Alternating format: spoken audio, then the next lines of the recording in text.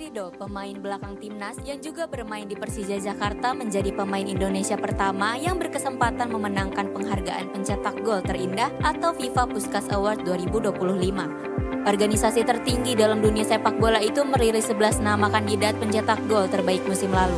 Ridho akan bersaing dengan banyak pemain di seluruh dunia, termasuk bintang-bintang klub Eropa. Di antaranya ada Declan Rice, gelandang Arsenal, serta bintang Barcelona Lamine Yamal. Ridho masuk nominasi Puskás Award berkat golnya ke gawang Arema FC di pertandingan Liga 1 musim 2024-2025. Gol indah itu terjadi pada tanggal 9 Maret 2025 saat Ridho membuat gol tembakan jarak jauh dari tengah lapangan. Apakah Rizky Ridho dapat menjadi angin segar bagi sepak bola nasional jika menang Puskás? Bagaimana perkembangan teka-teki calon pelatih timnas Indonesia? Simak obrolannya hanya dalam segmen The Hat-Trick sore ini bersama wakil redaktur Detik Sport.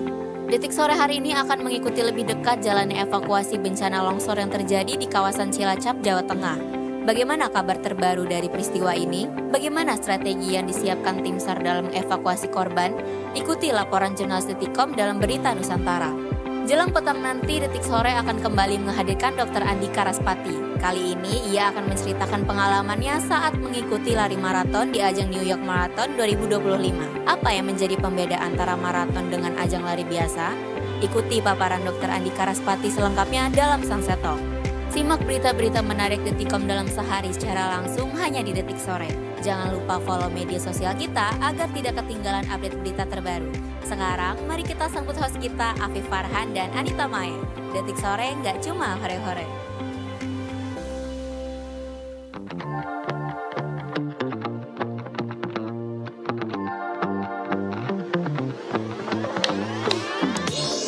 Ngapain, Fif? Mancing. Ya main alat musik lah. Memancing keributan massa. Karena kita sore-sore ini. Sore-sore ini kita Ngapain kita di sini? barongsai. Bukan. Kita merah-merah tikar. Halo, selamat datang di Detik Sore. Gak cuma hore-hore. Tahu gak kenapa kita pakai baju merah bersemangat membara kayak gini? Kenapa Karena tuh, Mi? kita ikut bangga dan juga bahagia gitu ya, nama seorang Rizky Ridho, pemain Indonesia pertama yang namanya masuk dalam nominasi Puskás Award. Top. Ini kapten kita, Bung.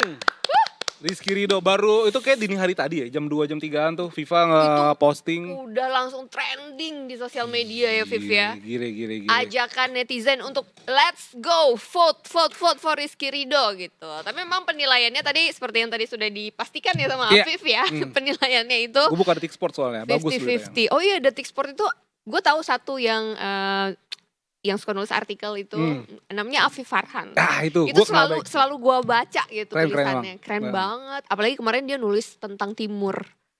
Angin Apa berhembus C? timur. Angin berhembus ke Nah timur. itu nanti Anjay. bakal kita bahas lebih lengkap Detikers di The Hat-Trick nanti ya kita bahas. Dan juga nanti kita bakal datengin bersama juga. Afif Farhan. Iya. Yeay. Dan juga Anita Mae. Dari diri sendiri. Orter gue lagi. Apa kabar Mae hari ini hari Jumat? Hari Jumat kan biasanya memang selalu ceria dan bahagia karena akan datang ke sini gitu. Iya pasti ya. Afif. Sekarang Mae itu setiap Jumat ya Pak? Mae setiap Jumat sekarang di sini ya? Enggak juga sih. kan sudah aku bilang waktu itu Viv, aku di sini hanya untuk mengisi kekosongan semata. Ih sama dong, kayak gue banget. Kok kita sama ya? Biasanya kan Edo gue juga gitu, kalau Edo gak bisa berarti gue gitu. Iya, Berarti, kalau host oh my God. utamanya nggak bisa berarti kita Viv. Nih aku lapin. Detikers silakan, Detikers ikutan seru-seruan juga, komen di sosmed kita ya kan. Ini Di kita juga YouTube live juga di ada. TikTok ya? Live TikTok ya hari ini ya? Enggak. Oh live TikTok juga, Jangan lupa terus juga di komen. di webnya Detikcom juga ada begitulah. Sampai nanti jam 5:30 8 sore. malam. Wow, gue sih nggak apa-apa tambah-tambahin. Tapi tambahin juga biarannya. Wah, curhat. Maklum tanggal tengah nih sekarang kan. Ih, Afif kan udah jadi bos di sini. Setiap orang itu bos atas dirinya sendiri, men. Iya. Setiap orang adalah khalifah buat dirinya sendiri. Asik. Bukannya dia. Detikers, tapi juga ini kita mulai dari mana dulu ya, Mbak? Kita mulai dari Ya kita mulai dari Rizky Ridho aja karena kalau hari Kan nanti- Jumat Nggak apa-apa. Udah di hat-trick nanti ya. Oh tetap di hat-trick, nggak mau sekarang aja. Di hat-trick kan nanti ini ya, kita baca ini dulu trending today. Oh iya, okay. Tapi untuk Rizky Ridho jangan lupa untuk ngevote The Tickers di situsnya FIFA. Tapi tadi katanya sempet down situsnya. Jam 1-an tuh anak-anak di lantai 9 pada mau ngevote kan. Lah kok sistemnya down? Langsung manggil IT. Lah kan IT Detik, bukan IT FIFA. Beda, ya kan. Iya kan. Tapi mungkin gara-gara vote-nya terlalu banyak, terlalu excited mungkin orang-orang bisa ya. jadi. Dan itu nanti ada caranya, Mi. Gimana tuh? Biar orang-orang, biar di serial bisa menang. Nanti di hat-trick lah. Oh aku tahu. Ada iya kan? Aku tahu, iya kan? aku tahu gimana caranya. Nanti lah di hat-trick lah. Tapi ini emang bener sih sebenarnya tuh. Begitulah pokoknya. Oke. Kita selain Rizky Ridho, kalau teman-teman buka atau Detikers buka Detikom nih ya, kalau udah punya aplikasinya tinggal buka aja di situ, nanti pilih di bagian yang terpopuler itu ada salah satu berita juga yang masuk trending dari Detikom juga ya, yaitu mengenai perebutan tahta Keraton Solo, Afif. Yang usai ya apa yang meninggal kemarin kan itu kan? Ya betul sekali. Jadi kan memang Keraton Solo ini mulai memanas lagi ya, usai dua putra mendiang PB ke 13, Pakubuwono ke-13 berebut tahta. Jadi ada dua putra mendiang Sunan Pakubuwono ke-13 nih ya, KGPAA Hamengkunegoro dan KGPH Mangkubumi ini sama-sama dinobatkan sebagai penerus tahta. Dan akhirnya karena ada dua nama nih ya, membuat suasana Keraton Solo pun menjadi memanas. Nah sementara KGPAA Hamengkunegoro ini sudah menyandang status sebagai putra mahkota ini sejak 2022, Viv. Udah lama ya? Tepatnya ketika upacara kenaikan tahta atau Tinggalan Dalem Jumenengan sang ayah Pakubuwono ke-13 pada Februari 2022. Selain mengukuhkan KGPAA Puruboyo atau gelar lama Hamengkunegoro sebagai putra mahkota, PB ke-13 saat itu juga mengangkat Ibu Hamengkunegoro sebagai permaisuri.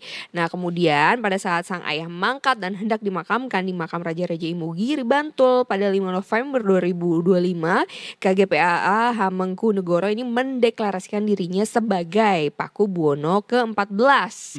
Honestly ya Viv ya, gue gak terlalu paham nih ya mengenai silsilah dan juga tatanan atau susunan gitu ya dari sistem Keraton Solo ini gitu ya, tapi teman-teman bisa lihat selengkapnya di Detikom ya. Detik Jateng juga bisa, Detik News juga bisa.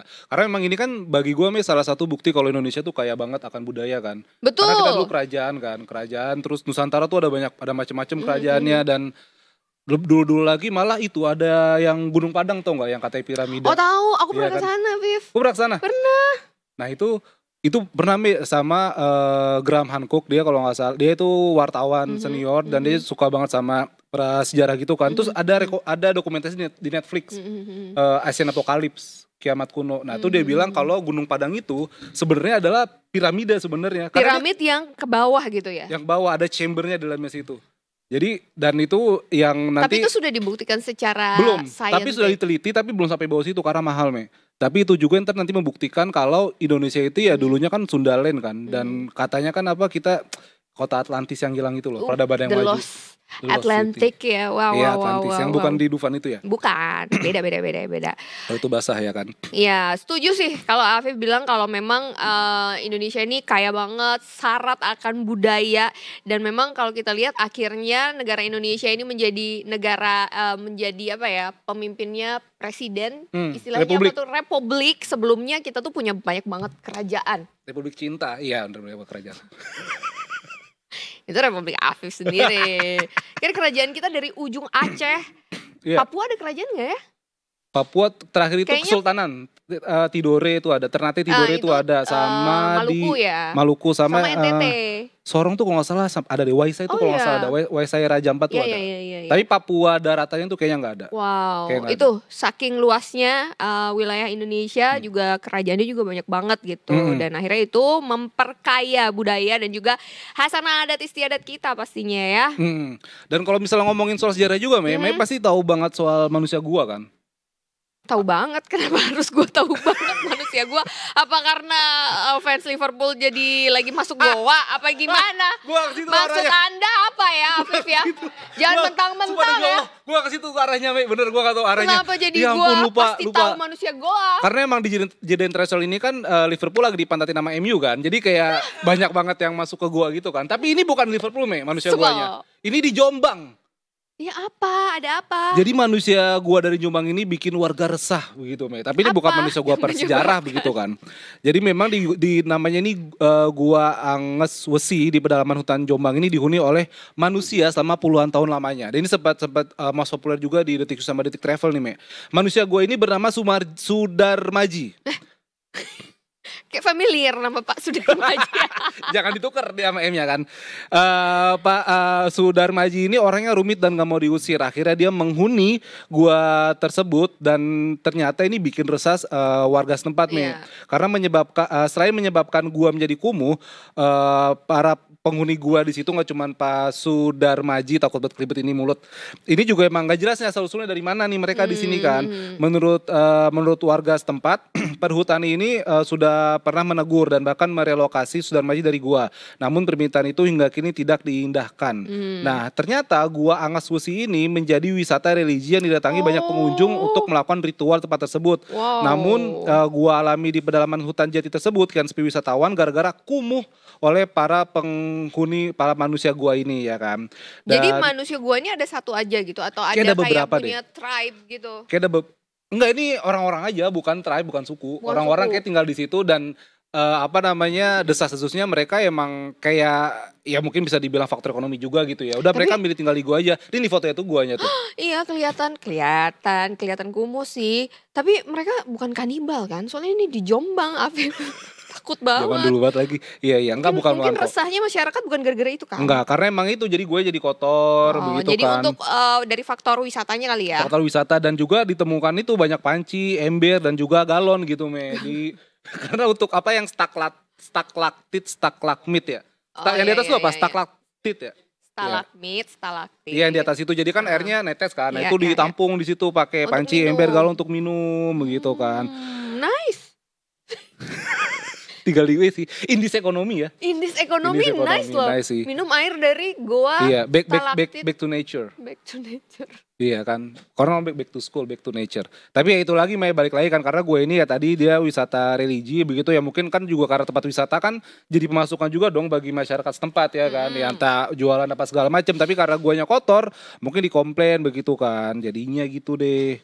Jadinya gitu deh, wisatawan yang tadinya datang ke sana untuk berwisata jadinya mempertimbangkan mungkin 2 kali karena dianggapnya ngapain kita ke sana kalau yang kita lihat ternyata tempat yang kumuh, padahal itu kan hutan jati kan ya, Fif, Iya, ya? hutan jati dan kan masuk perhutani juga kan, setahu gue dilindungin deh itu kalau Iya, begitu. iya.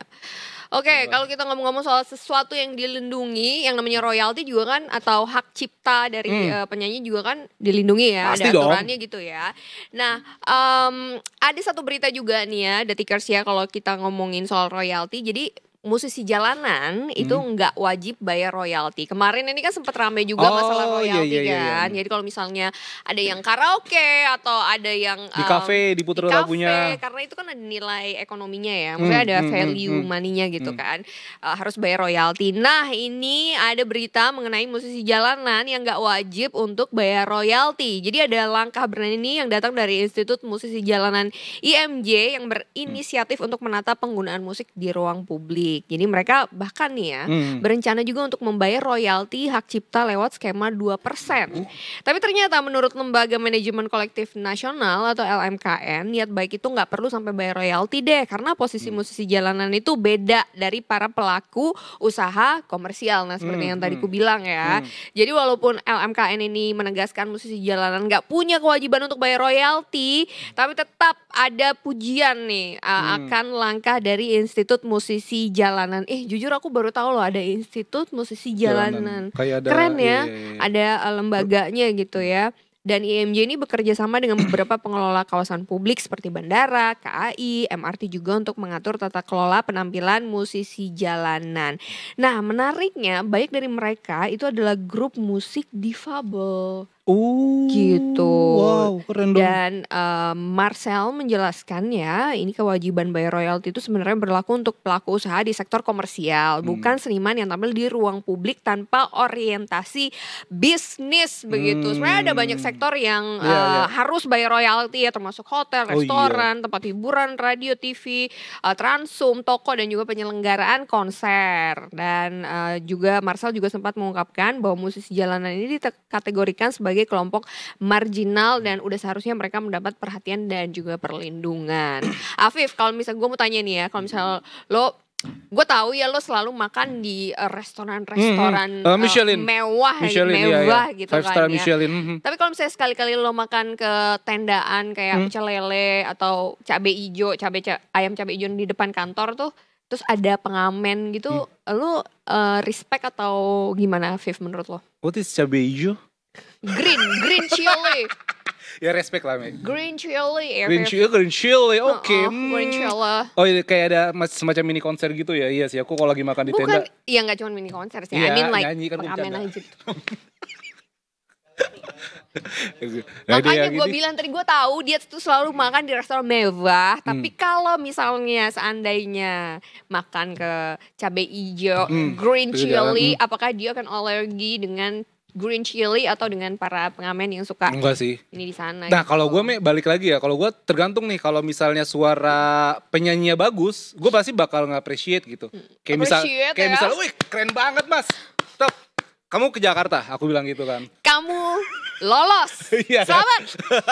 Aku nggak tahu sih, tapi kalau Dani gimana gitu kan? Kalau aku sih, aku nggak tahu ya kalau Dani gimana gitu. Kalau gue sih kalau memang suaranya bagus, gue bakal ngasih sih. Kalau lu gitu juga nggak? Kalau gue sebenarnya ngeliat momentumnya. Misalnya gitu. Kita baru datang. Oh iya. Ngerti nggak? Kalau kita baru datang lagi nunggu makanan nggak apa-apa. Mungkin kita bisa ngasih. Tapi kalau kita lagi makan terus udah kan, gitu makannya pakai tangan lagi. Iya, terus kita lagi menikmati makanan, tapi dia kayak yang abis ngejreng, abis itu nungguin kita sampai ngasih gitu, kayak aduh maaf ya Pak, misalnya gitu kan ada kekecewaan juga di pasti. Raut wajah mereka gitu kan, nggak tega juga sebenarnya, cuman ya bisa ngelihat sikon aja gitu sih menurut gua. Iya bener, kalau misalnya makanan belum datang ya udahlah, kan bisa ngambil duit lah ya kan. Cuman nih kalau misalnya tangan kotor kan, ya nggak bisa ngambil duit mas, gue bilang gitu kan. Masnya bilang bisa kok pakai kris, katanya gitu, langsung buka baju ada QR code-nya. Tetap aja ngambil handphonenya kagak bisa, ya kan? Karena tangannya kalau oh di kita ada QRIS juga, iya ada. Kan udah maju. Gue juga pernah tukang parkir, Pak maaf Pak nggak ada uang receh. Ada QRIS Mbak, ini pakai ini. Canggih banget zaman sekarang ya? Gue bilang. Asli.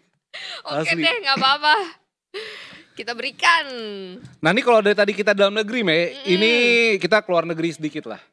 Ayo dong kita keluar negeri dong. Detik sore keluar negeri nggak kita? Oh detik sore on location Maldives, keren banget tuh Pak. Fabrizio Romano lagi di Maldives tahu. Iya tapi tetap bagus meskipun lawas. Oke, Timor Leste. Oh pura-puranya. Jadi ngerasanya tuh kayak gelap. Nah Detikers, ini kita ke Jepang nih Detikers. Ada berita yang tadi most populer nih cukup lama di Detikcom. Ini berita Detik News. Judulnya itu suruh staf rapat jam 3 pagi, Perdana Menteri Jepang ramai dikritik. Tahu dong Perdana Menteri Jepang yang baru yang wanita itu? Namanya Sanae Takaichi. Yang sempat ngelirik Pak Prabowo itu loh pas yang pertemuan kemarin. Gimana lirikannya? Sambil mesem-mesem gitu? Iya tuh sambil dia geser kursinya sendiri. Oh ya ampun. Itu orangnya. Ada gak sih videonya? Ada, pasti ada. Nah jadi si Sanae ini kan berhasil menangkan pemilihan ketua Partai Demokrat Liberal ya kan di sana. Yang bawanya kekuasaannya. Tetapi Takaichi ini tidak bercanda soal dia pernah bilang kalau dia terpilih dia akan bekerja bagai kuda. Wow. Kerja keras bagai kuda. Jeng-jeng. Nah kudanya Makibo lagi. Hasule Makibo. Lu pasti tahu dong film kartun zaman dulu. Lu nggak tahu? Lu tahu kan Gun? Tahu kan? Tapi kuda apa sih yang kuda putih Makibo? yang film. Oh iya lagi. Tahun berapa? Tapi zaman udah dulu. ada RCTI coy. Oh ini ada Hasule Makibao. Ya udah terus dia mau bekerja seperti Makibao. Bukan. Jumat pekan lalu Takaichi itu datang ke kantornya bayangin jam 3 pagi. Ikan Untuk- orang Jepang itu terkenal dengan disiplin, terus juga Tunggu dulu. Oke, Dia oke. jam 3 pagi untuk menggelar rapat dengan para ajudannya untuk mempersiapkan debat parlemen pertamanya. Sidang komite anggaran itu emang dijadwalkan nanti itu jam 9 pagi ya kan, pada hari itu juga. Nah, para pejabat Jepang itu kaget loh, kok datang jam 3 pagi begitu kan. Ternyata Memang dia nginep Jepang di itu sana. enggak juga sih. Bukan di situ. Enggak, Maksudnya bukan dia- di rumah dinas itu. Enggak, dia dari rumahnya langsung kok. Oh. Tetapi tadi Mei bilang kan emang orang Jepang gila kerja kan. Tapi orang-orang Jepang juga nggak kerja jam 3 pagi juga. Bukan, mereka tuh bukan gila kerja, tapi secara jam kerja, setahu aku ya, mereka tuh disiplin banget. Iya, disiplin banget. banget. Jadi kalau memang jam kerjanya cuma 1 jam, benar-benar 1 jam. 60 menit, udah selesai mereka kan Nah pulang. itu, ini jam 3 Iya kan? pagi. Makanya akhirnya kan dikritik oleh banyak pihak Mei di sana kan. Kalau memang ya kerja dini hari itu justru memberikan beban sih gitu, bukan suatu Se-urgent terobosan yang apa baru. sih? Se-urgent apa sih? Nah itu dia kan. Malah kan memang di Jepang itu kan beberapa belakangan ini ada fenomena, aduh gue lupa namanya tadi apa tuh. Apa tuh? Fenomena pokoknya orang-orang yang meninggal karena Kecapean kerja. Ih, Nah ya itu memang ampun. akhirnya kan dijadi perhatian juga di sana begitu lah. Ini tiba-tiba Perdana Menteri Jepang ngadain rapat jam 3 pagi ya pasti akhirnya dikritik dong begitu Iya. sih. Bu, kalau bisa rapatnya jangan jam 3 pagi, jangan pas Natal, jangan pas Lebaran, jangan. Apalagi pas Natal. Oh, Jangan. namanya itu karoshi. Namanya itu karoshi, Me. Itu kematian akibat kerja berlebihan. Iya. Dan itu juga akhirnya pemerintah Jepang ingin berupaya melonggarkan batasan jam kerja maksimum gitu karena overwork. Iya. Aku punya pengalaman ya, Viv ya, waktu di Jepang. Jadi kan waktu itu kita sempat Itadakimasu. Itadakimasu. Ohayo gozaimasu. Ohayo gozaimasu. Tsubasa Kamsahamnida. Misaki, Wakabayashi, Beda. Wataru Endo. Liverpool. Tim bola semua. Gimana? No, waktu di Trans 7 kan aku pernah liputan nih ke Jepang untuk ngeliput J-League. Oh, bolanya Jepang. Ya, Nah, apa namanya? kompetisi terkininya, Liga Satunya Jepang Liga lah. Satunya Ya. Jepang, betul. Nah, datang ke sana, terus kita kan komunikasi sama ya istilahnya country di sana lah ya. Iya. Country di sana yang ngurus ini semuanya gitu. Jadi kita itu let's say kita disetting untuk berangkat jam 9 pagi ya. Oke. Mereka 15 menit sebelum jam 9 pagi itu mobil dan segala macam tim udah siap semuanya di bawah, dan mereka ngasih waktu kita tuh 15 menit untuk turun, dan pokoknya supaya jam 9 pagi kita bener-bener berangkat gitu. Nggak lebih nggak kurang jam 9 pagi berangkat, karena kita tuh mau syuting di sekitar Akihabara kalau nggak salah ya di sana ya. Akihabara. Terus 48 38. itu banyak. Sama lu 49 kan? Terus. gue jadi tukang ininya ya, beres-beresin barang-barang mereka. Terus lu telat ya abis itu? Enggak, bukan. Karena begitu kita sampai di lokasi, karena kan kita syutingnya di jalanan gitu kan. Syutingnya di jalanan. Bener-bener ditungguin, Viv. Bener-bener ada petugasnya di sana yang nungguin, dikasih surat gitu kayak oh ya surat izinnya, syutingnya selama 15 menit. Udah nggak boleh. Jadi Iya. gue sebagai hostnya kan dikasih skrip untuk kayak ngomong lah ya, ngasih bridging dan segala macam. Itu nggak boleh salah sama sekali. Jadi bener-bener aku hafalin gitu. Takut banget salah, Viv, karena kalau salah kan diulang lagi. Iya, ntar waktunya jadi lebih. Sama kayak kita Sumpah, sekarang itu- tuh, disuruh break yuk. Oh break, oh iya. Karena kita kan lagi Kita mah di Jakarta. Iya, santai, Nggak ntar lah. apa-apa. 2 jam lagi ya. Ini mau curhat nih dia nih. Soal MotoGP oh enggak ya, oke. Oke deh kalau gitu. I mean kalau di Jepang ya memang disiplin dan Disiplin. segala macamnya juga sangat tinggi gitu. Semoga kita bisa meniru yang baik-baik aja. Yang baik gitu aja. ya. Yang jam kerja 3 pagi nggak usah lah. Kecuali shift malam. Oh iya ada Malam harus shift-shiftan. ya. Apalagi bola Nggak banyak 24 main jam malam-malam kan. Iya bener, pagi Iya, waktu pagi Indonesia malah. Barat. Bentar, tangan gue kenapa ya Mei begini? Mungkin karena lo udah merasa sebentar lagi mau lebaran kali, Viv. Oh iya bener. Mohon maaf lahir dan Mau batin, batin. sekali Iya. lagi. Kita break balik dulu sebentar Detikers. lagi. Jangan malam-malam di Detik Sore. Nggak Nggak cuma. cuma hore-hore. Kamsahamnida.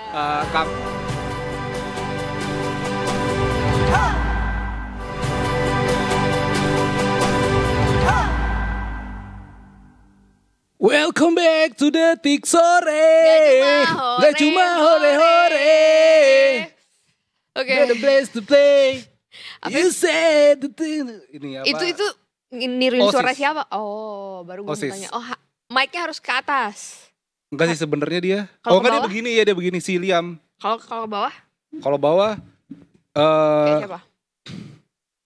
siapa ya? Cari Calvin. Gak tau gue. Tapi memang kita hari ini gak cuma hore-hore karena memang ada berita duka ya Me ya. Ini dari Cilacap nih. Oh Ada iya. longsor. Iya, ada longsor yang Bunyi apaan sih itu tadi ketek-ketek. Ada longsor yang terjang permukiman di Cilacap, Jawa Tengah. Tepatnya di desa Cibenying, Kabupaten Cilacap. Longsor ini terjadi pada Kamis malam. Ya kan, dan juga itu kabarnya ada beberapa korban jiwa, 23 orang selamat, ada 2 orang meninggal, dan kabarnya juga masih ada 20 orang sedang dicari. Untuk tahu lebih lengkapnya lagi Detikers, kita langsung terhubung dengan Anang Firmansyah, jurnalis Detik Jateng. Selamat sore Anang. Waduh, Mas Anang. Mas Anang, kehujanan nih kayaknya nih ya Mas Anang. Luar biasa dedikasinya Mas Anang. Boleh loh sambil kalau mau ngelap-ngelap ini rambut dulu boleh loh. Kasian. Hujan terus di luar bang audisinya. Naikin gaji Mas Anang. Hidup Mas Anang. Hidup Mas Anang. Bahasa Kuyuk, keren. Tolonglah Mas Triono, Mas Anang nih dedikasi banget nih. Wah luar Mas Triono biasa. Mas Anang posisi lagi di mana nih Mas? Saat ini saya lagi berada di dalam tenda pos Basarnas karena di luar itu hujan deras mbak. Iya. Tadi sebenarnya mau nunjukin lokasinya, ternyata waktu mau ke sana udah hujan jadi gak jadi. Stay Karena safe. berbahaya. Iya betul. Cari aman aja dulu saat ini ya Mas Anang ya. Ini ngomong-ngomong soal apa namanya kan cuaca buruk itu terjadi begitu ya dan menyebabkan longsor ya Mas Anang ya. Boleh diceritakan dulu mungkin kronologinya yang terjadi di Kamis malam di desa Cibenying ini? Jadi bisa dilaporkan dari desa Cibenying, Kecamatan Kabupaten Cilacap. Semalam itu terjadi longsor besar di 2 dusun, yaitu dusun Cibuyut dan dusun Tarukahan.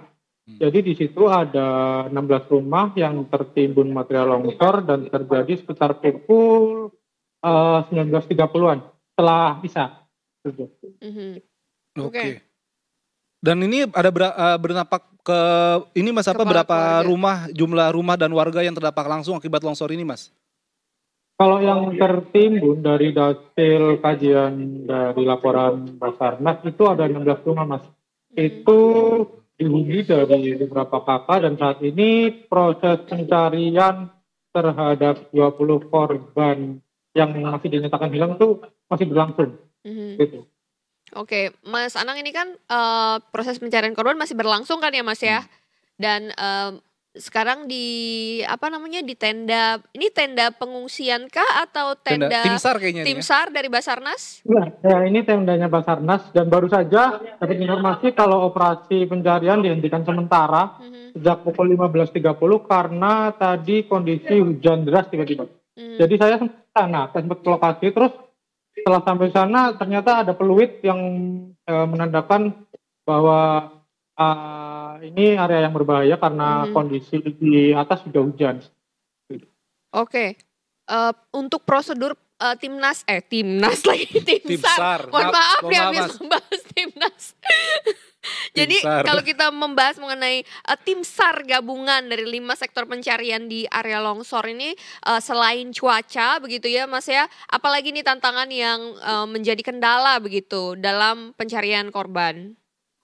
Tentunya dari informasi yang disampaikan oleh Basarnas, masalah utamanya itu selain cuaca berpacu dengan waktu, itu juga akses jalan yang sempit.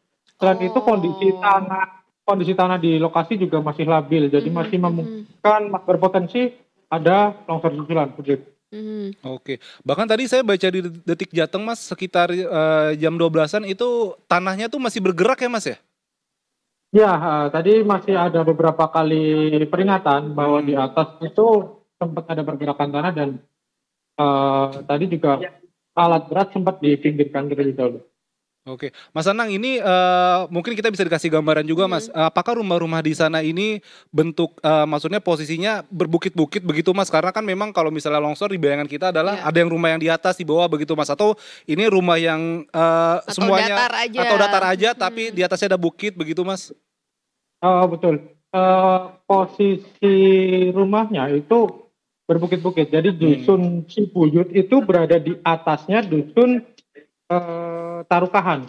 Jadi yang terkena terlebih dahulu itu dusun Cibuyut, baru ke bawah ke dusun Tarukahan. Dan panjangnya ini material yang terbawa itu sekitar 500 meter dari mahkota di atas itu. Oke. Ini artinya dahsyat sekali ya Mas ya efek dari longsor ini. Artinya evakuasi dari para korban juga kan pasti sudah dilakukan dari tadi malam. Nah, sampai saat ini evakuasi apakah masih dilakukan ataukah seperti apa suasana dari masyarakat yang saat ini sedang berada di perampungan atau di tempat evakuasi? Betul. Tadi saya waktu sampai di lokasi itu pagi jam 6, udah banyak warga-warga sekitar yang rumahnya berdekatan dengan lokasi longsor itu udah mengawasi barang-barangnya. Terus saya juga sempat ngobrol tadi, katanya mereka lebih baik mengungsi ke rumah saudaranya yang lokasinya lebih jauh dari sini. Takut ada longsor susulan gitu. Iya. Dan adakah pengakuan dari warga yang selamat, Mas? Apakah mungkin mereka tiba-tiba mendengar suara ambruk begitu Iya, atau kronologi yang didengar warga iya, mungkin dengan ya. warga begitu, Mas? Tadi juga sempat ngobrol sama korban selamat itu yang rumahnya paling bawah itu informasinya semalam itu dia habis pulang tahlilan, lalu sampai rumah baru mau cuci kaki, cuci tangan, terus tiba-tiba ada suara gemuruh kayak suara pesawat gitu. Dan tiba-tiba rumahnya itu tertimpa material dan bapak ini melihat kedua anaknya berlari ke arah keluar. Naas sempat kejatuhan material tapi alhamdulillah selamat.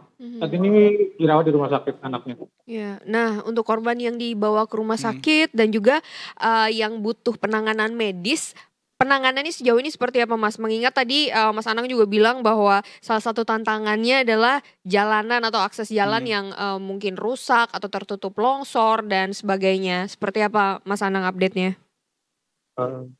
Tadi dari omongannya Pak Bupati, informasinya masih ada 5 warga yang saat ini dirawat di Rumah Sakit Umum Daerah Padang. Tadi juga waktu ditemukan satu korban lagi sekitar jam 10:30, ditemukan dalam kondisi meninggal, itu tim SAR secara bahu-membahu harus menandu korban sampai ke lokasi yang bisa dijangkau oleh ambulans. Begitu. Jaraknya sekitar 100 meteran. Oke, tadi Mas Anang sempat bilang pengakuan warga seperti suara pesawat. Berarti itu kenceng banget ya, Mi? Iya, Pesawat kan benar. bergerak gitu kan. Suara gemuruhnya. Suara gemuruhnya kencang sekali berarti. Dan untuk update Mas, berapa korban yang meninggal dunia Mas sampai saat ini? Sejauh ini dilaporkan ada 3 korban meninggal dunia dan 20 warga lainnya saat ini masih dicari oleh tim SAR gabungan. Namun sepertinya pencarian bakal dihentikan sementara, melihat kondisi nanti kalau memungkinkan dilanjutkan lagi, kalau ada penerangan yang cukup, kalau enggak kemungkinan dilanjutkan besok pagi. Oke. Mas Anang, ini desa atau longsor Cibenying ini sebenarnya lokasi ini apakah memang sering terjadi longsor kah ataukah ini baru pertama kalinya terjadi di desa ini? Kalau informasi dari kepala desa tadi, ini baru pertama kali terjadi longsor besar. Kalau tanda-tanda retakan itu sebenarnya sudah terjadi 2-3 hari lalu di atasnya dusun Cibuyut. Itu udah di jalan yang longsor mengalami pergerakan tanah, cuma tidak ada yang menduga bakal efeknya sedahsyat ini. Nah, dengan ini kan pertama kalinya terjadi sampai longsor atau bencana sebesar ini ya. Ada informasi nggak Mas Anang mengenai langkah mitigasi jangka panjang nih yang akan segera dilakukan untuk tentunya memperkuat keamanan kawasan dan juga mencegah bencana susulan? Tadi juga Pak Bupati sempat berbicara kalau langkah kedepannya masih menunggu koordinasi dari beberapa pihak termasuk provinsi dan pusat. Ada kemungkinan warga-warga ini bakal direlokasi seperti itu, tapi itu masih dalam pendataan. Oke. Mas Anang, berarti total sekarang ini untuk tim pencarian ada sekitar 200 personil begitu ya Mas? Kalau sampai sejauh ini ada 500 personil gabungan, itu dibagi ke 5 sektor, jadi masing-masingnya itu sekitar ada 100 personil. Jadi mereka itu masih menggunakan alat-alat manual seperti cangkul atau apa alat-alat karena alat berat masih terbatas dan belum bisa sepenuhnya masuk ke lokasi kejadian. Oke, Mas Anang kalau bisa nih, kita juga pengen lihat nih situasi di tenda dari tim SAR itu seperti apa sih? Mungkin ada alat-alat yang digunakan kah atau apa? Atau kameranya memang udah ada di tripod? Tripod ini mau lihat. Kalau ini sih masih tim SAR masih melakukan pendataan, jadi alat yang digunakan itu sejauh ini masih mengerahkan alat-alat pompa atau alkon untuk menyedot air-air yang ada di atas. Jadi memang sangat terbatas pergerakan tim SAR karena melihat medan yang labil dan juga alat berat itu tidak bisa masuk ke lokasi. Alat berat yang besar, berukuran besar. Karena aksesnya ya. Iya, akses jalannya. Jadi tadi saya lihat sih baru ada 2 alat berat berukuran kecil seperti itu. Siap. Tenda tim SAR ini tepat berada di desa Cibenying ini kah atau artinya ini kan untuk penyelamatan ya, kalau bisa supaya tim penyelamatnya juga tetap aman gitu kan ya. Apakah jauh dari lokasi kejadian, Mas Anang? Kalau dari lokasi kejadian sih sekitar 200 meter, Mbak. Ini insya Allah masih aman dari jarak lokasi. Nggak terlalu jauh sih sebenarnya ya, 200 meter ya. Tapi yang pasti kita doakan semoga evakuasi kalau misalnya masih ada begitu ya yang harus dilakukan, yang harus ditemukan. Mungkin masih ada laporan dari masyarakat yang anggota keluarganya hilang mungkin Mas, ada informasi kah? Kalau informasi di sini BPBD dan Basarnas itu menyediakan papan pengumuman sebenarnya ada di pos yang satunya. Jadi ada papan itu perlindungan itu daftar korban yang hilang dan itu memang sudah terdata semua sebenarnya Pak. Warga sini semua jadi keluarga juga udah pada tahu. Oke, jadi nama-nama korban yang masih belum ditemukan ada di situ ya. Jadi bisa dilihat di papan itu ya, tadi ada nama-namanya semua. Kita doakan ya Mas Anang, semoga proses evakuasinya berjalan dengan lancar. Semoga cuaca juga semakin membaik supaya kendala-kendala yang dialami di sana bisa segera teratasi dan juga permasalahan ini bisa segera selesai dan menemukan solusi terbaik ya untuk masyarakat ke depannya. Terima kasih Mas Anang. Hati-hati Mas saat liputan. Ya, selamat melanjutkan tugas. Stay safe di sana. Salam semangat buat teman-teman tim SAR di sana. Terima kasih Mas Anang. Terima kasih. Aduh, kalau cuaca sudah masuk musim penghujan, sebenarnya kekhawatiran kita adalah daerah-daerah yang memang rawan longsor, longsor begitu ya, Vivi, akan ada bencana-bencana. Mungkin itu di daerah, tapi kalau di Jakarta sendiri selesai live-nya. Udah selesai live-nya. Suaranya masih ada. Kalau di Jakarta sendiri maksud lu apakah yang ada kemungkinan? Bukan, yang paling kita takutkan adalah banjir kan sebenarnya. Tapi enggak, sebenarnya beberapa daerah kayak di Depok tempat kita ya kan. Di Depok itu kan wah kita Depok lovers ya kan. Depok itu beberapa kontur rumah itu ada berbukit juga loh. Oh iya. Jangan salah. Rumahku juga iya kan? Di atas bukit. Nah jadi gue punya teman dia ini gue kan temen lo kan? Iya sih, bestie lah. Yang di atas bukit kan maksud lo? Jadi gue punya teman dia ini konsultan tambang Nah gue sempat tanya ke dia, Pak kalau misalnya longsor itu apakah ada tanda-tandanya gitu gak sih? Karena memang kan kalau misalnya rumah-rumah di perbukitan gitu rata-rata kan sejajar gitu kan. Iya gak sih? Terus bawahnya tuh tinggi. Bawahnya tinggi. Enggak, jadi ini ada komplek Terus di atasnya ada komplek juga. Nah, pas banget di ujungnya ini biasanya rumah-rumah di sini nih. Nah, kalau kata temen gue yang konsultan tambang dan dia tuh emang ahli geologi, dia bilang kalau misalnya tanda-tanda longsor itu Pak, perhatiin retakan dia bilang. Jadi kalau misalnya retakannya itu lurus kayak rambut begitu kan retakan kan. Dan retakan tuh biasanya di tanah. Kalau rambutnya keriting? Ikal dong. Retakannya ikal juga. Enggak, jadi retakannya itu kalau misalnya lurus, misalnya ada 5 rumah lah. Terus retakannya tuh lurus ada di rumah 1, terus dia tuh kayak nyambung gitu ke rumah 2, ke rumah 3. Nah itu tanda-tanda longsor dia bilang. Justru tidak makin putus bahaya. gitu nggak putus ya? Nggak putus. Baik itu di tembok atau di dinding gitu kan. Nggak pakai Pak dinding apa?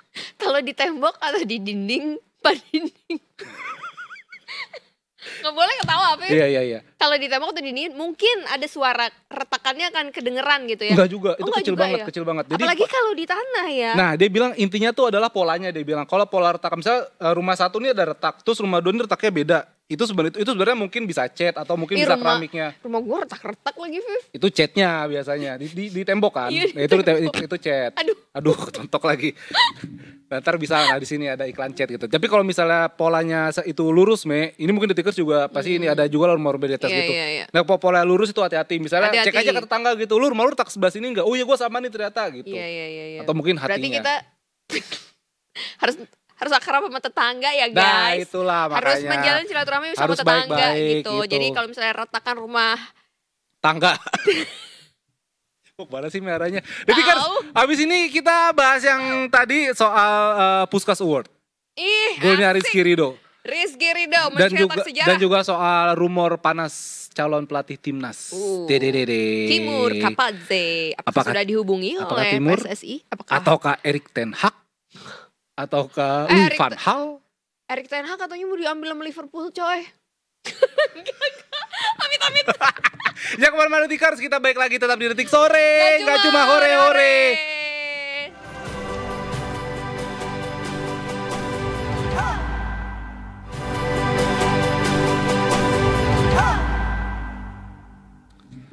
Makan somai pakai pare, kembali lagi Detik Sore. Gak cuma hore-hore. Detak dong des. Kok gak nungguin aku bilang cakep sih? Gue gak butuh validasi lagi. Gue gak bilang kesana, gue bilang ke Detikers. Tunggu. Siapa yang membuat validasi itu? Siapa yang membuat validasi itu? Coba jawab. Ya kan kalau kata pelawak. Bini lo doang kayaknya ya. Nyokap, bokap. Oh nyokap. Kalau kata Bang Komeng kan emang orang Betawi gak usah ke salon kalau mau cakep. Pantun aja. Cakep. Handsome. Cakep. Iya handsome ya kan. Enggak gitu orang Betawi gak bilang cakep, handsome. ya benar. Tapi emang budaya pantun udah mulai berkurang kayaknya. Coba kasih pantun lagi dong, kasih pantun. Gak bisa gue, susah. Yang berhubungan dengan Yordania. Kalau pantun kenapa gak oke? Ya kan kalau oke media lain, gak bisa. Ini oke, ntar itu media TV swasta kan. Gue lagi mikir loh nih. Udah kan, gak salah. Nah ini ngomong-ngomong soal Yordania, ada apa emang kenapa Yordania? Yordania itu kan kita tahu punya Raja Yordania itu punya kedekatan dengan Presiden Prabowo ya. Oh iya. Betul. Dan akan ada lawatan atau kunjungan dari Raja Yordania Abdullah II ke Indonesia. Nah jadi ini Detikers yang mau melewati jalan utama di Jakarta, kota Jakarta ini harus bersiap-siap juga untuk update selalu informasinya karena akan ada penutupan jalan begitu ya. Okay. Jadi untuk menyambut datangnya Raja Yordania Abdullah II ke Indonesia, ini kita lihat nih di Istana Kepresidenan Jakarta hari ini tuh istana sudah mulai bersiap-siap untuk menyambut kedatangan beliau dengan memasang dekorasi bernuansa Yordania dan juga Indonesia yang sudah memang terlihat di sana. Ada umbul-umbul, ada bendera Indonesia Yordania terpasang juga di sejumlah titik.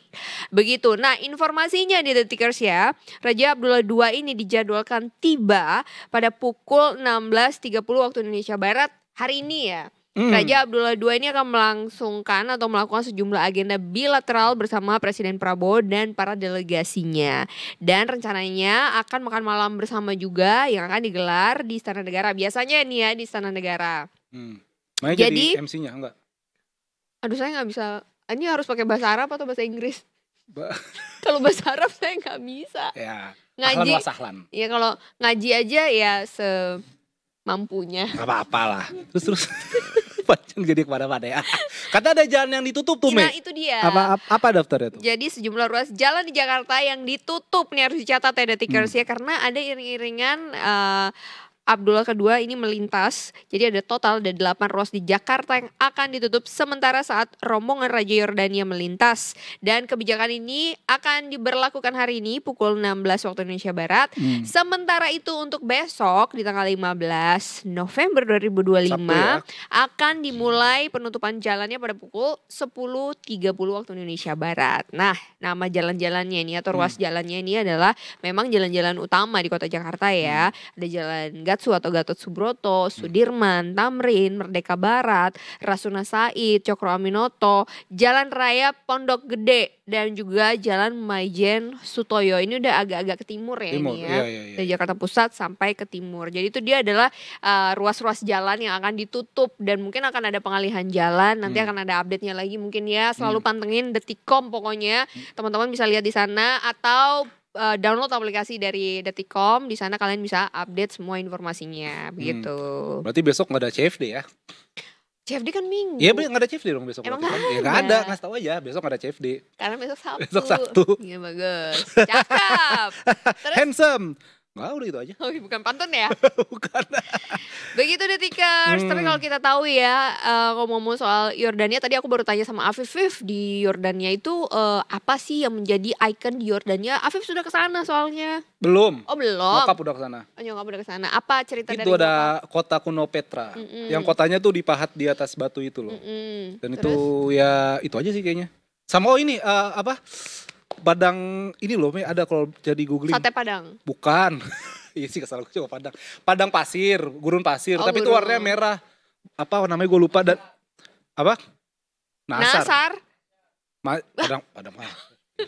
Emang Lu kacau, udah pengen ke sana? kacau. Enggak, itu Wadi Al Rum kalau nggak salah namanya. Itu tuh yang sering dipakai untuk syuting film kalau Ayat-ayat scene-nya cinta. tuh bukan luar angkasa karena dia warna merah semua kayak planet Mars. Oh. Wadi Al Rum kalau nggak salah namanya. Gurun pasir. Nice. Pohon sahabat Nabi. Emang tuh di Yordania? Pohon apa? Kurma. Di Arab. Kayak di Arab. Jordania sama aja Pak. Jordania. Karena yang beda itu Michael Jordan ya kan. Set. Nombok dong. Nah kalau dari Yordania kita ke Mendak nih Mai. Ini juga ada sesuatu. Kemana? Mendak. Menteri Perdagangan. Jauh banget. Ya nggak apa-apa. Afif. Mendak lagi di mana emangnya? Enggak, ini tuh yang lagi kemarin rame-rame soal impor-impor itu kan. Nah jadi Mendak ini musnahkan 19.391 bal. Yang mana sih? Tahu nggak Fif? bal itu apa? Ini paling bawah. Yang Saroni itu kan bawah tadi. Ini juga ada tiga nggak ada yang tahu gua ngapain sebenarnya. Jadi bal itu kan adalah istilah untuk karung beras berisi pakaian atau barang bekas impor yang dipadatkan. Nah, Mendak ini memusnahkan 19.391 bal pakaian bekas asal Cina dan Jepang. Menteri Perdagangan Budi Santoso memusnahkan puluhan ribu bal pres tersebut yang harganya itu Detikers kalau ditaksir 112.000,35 miliar. Banyak banget nih. Saya juga belum pernah megang uang sebanyak itu kan. Budi mengungkap temuan pakaian impor bekas ini dari 11 gudang yang berada di Bandung. Asal negara baju impor bekas ini dari Korsel, Jepang, dan juga China.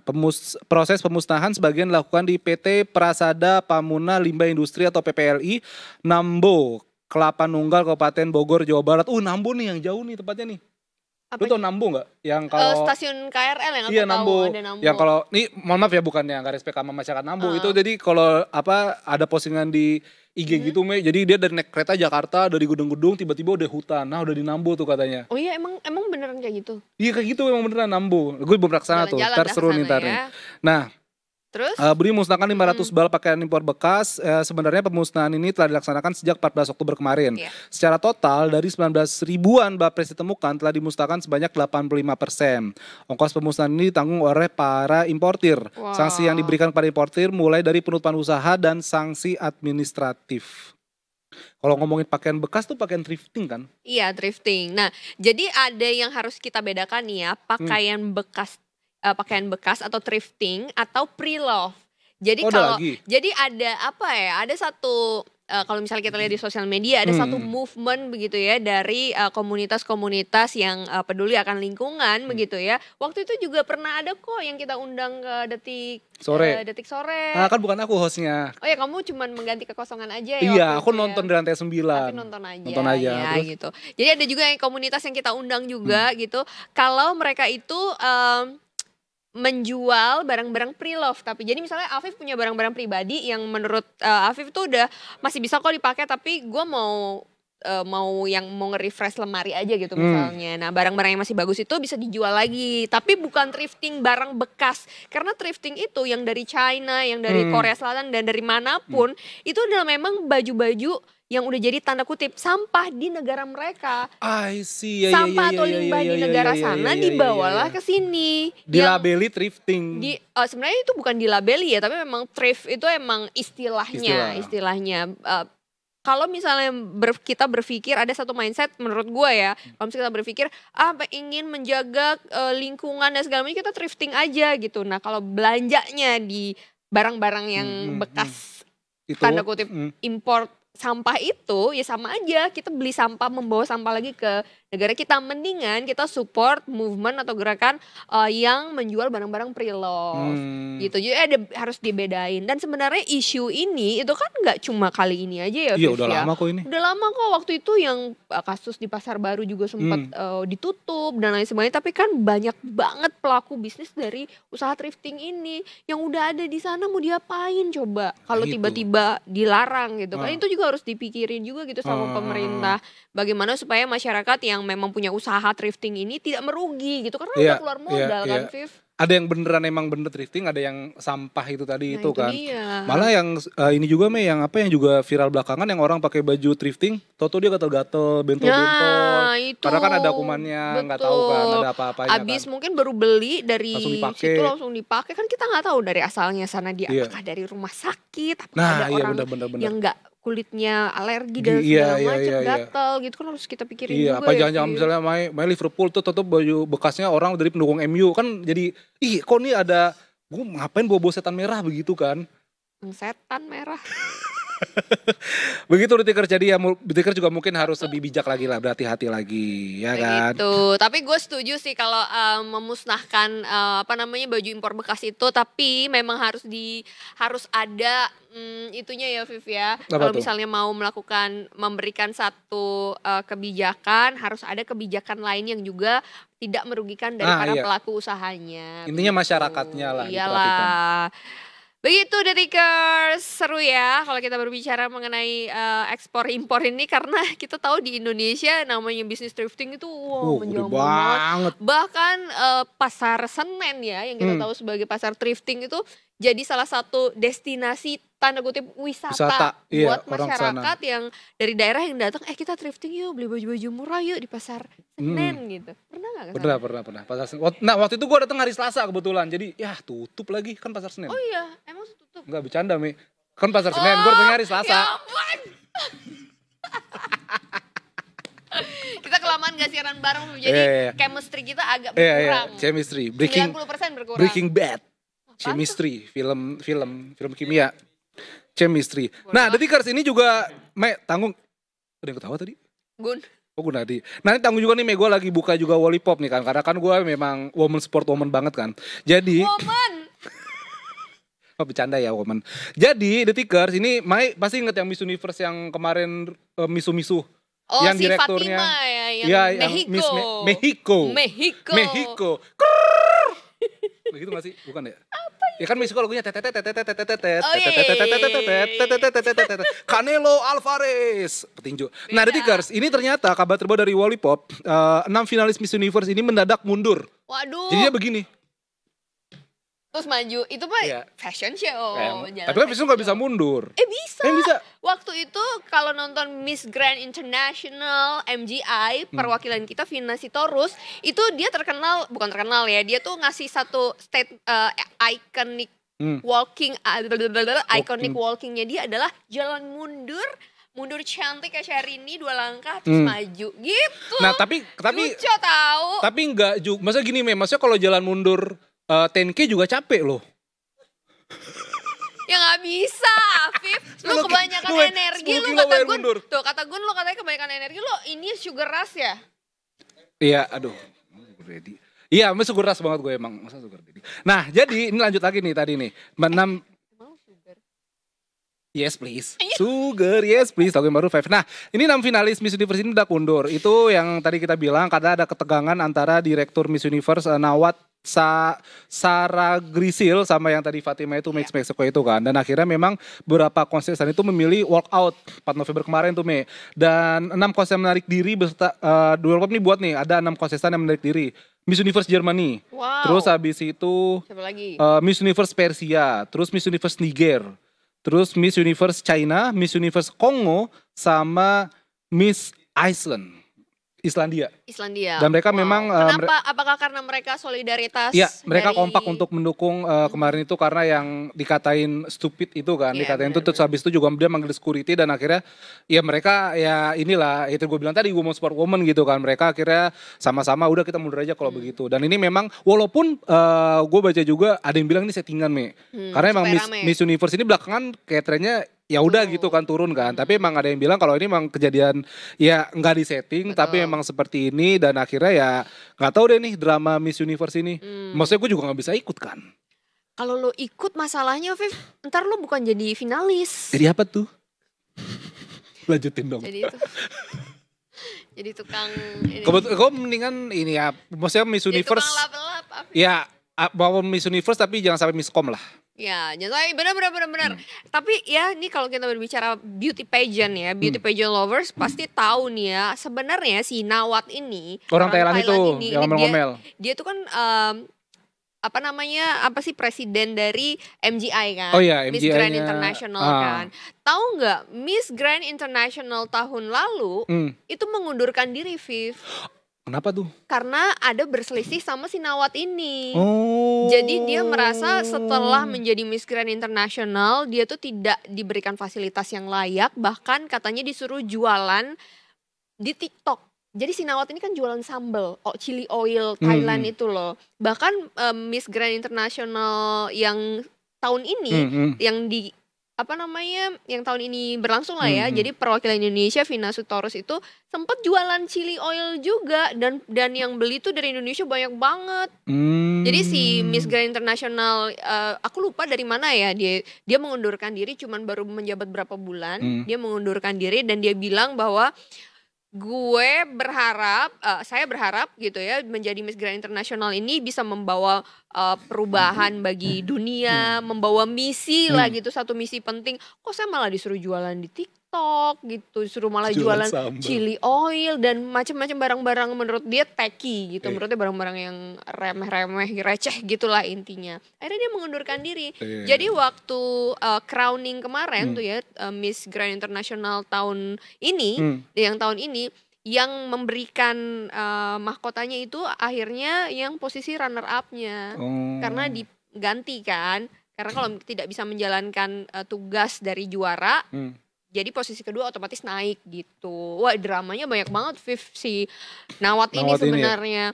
Sampai akhirnya dia sempat bikin klarifikasi yang nangis-nangis, tahu nggak? Iya. Itu karena banyak yang hujat, semua netizen maksudnya ya everybody bisa ngelihat lah ya apa yang terjadi selama ini gitu. Gila, capek-capek jadi miss-miss gitu, tau-tau jualan sambal, jualan Thai tea, mango sticky rice. Iya, dan bukan makanan Thailand. Dan bukan sesuatu yang lu misi lu sebagai Miss Grand International itu gede harusnya kan, berdampak pada dunia gitu. Apakah chili oil berdampak pada dunia? Ya nggak tahu, mungkin ya dari satu sambal bisa mengubah segalanya kan. Asik. Satu sambal mengubah segalanya. Siap-siap.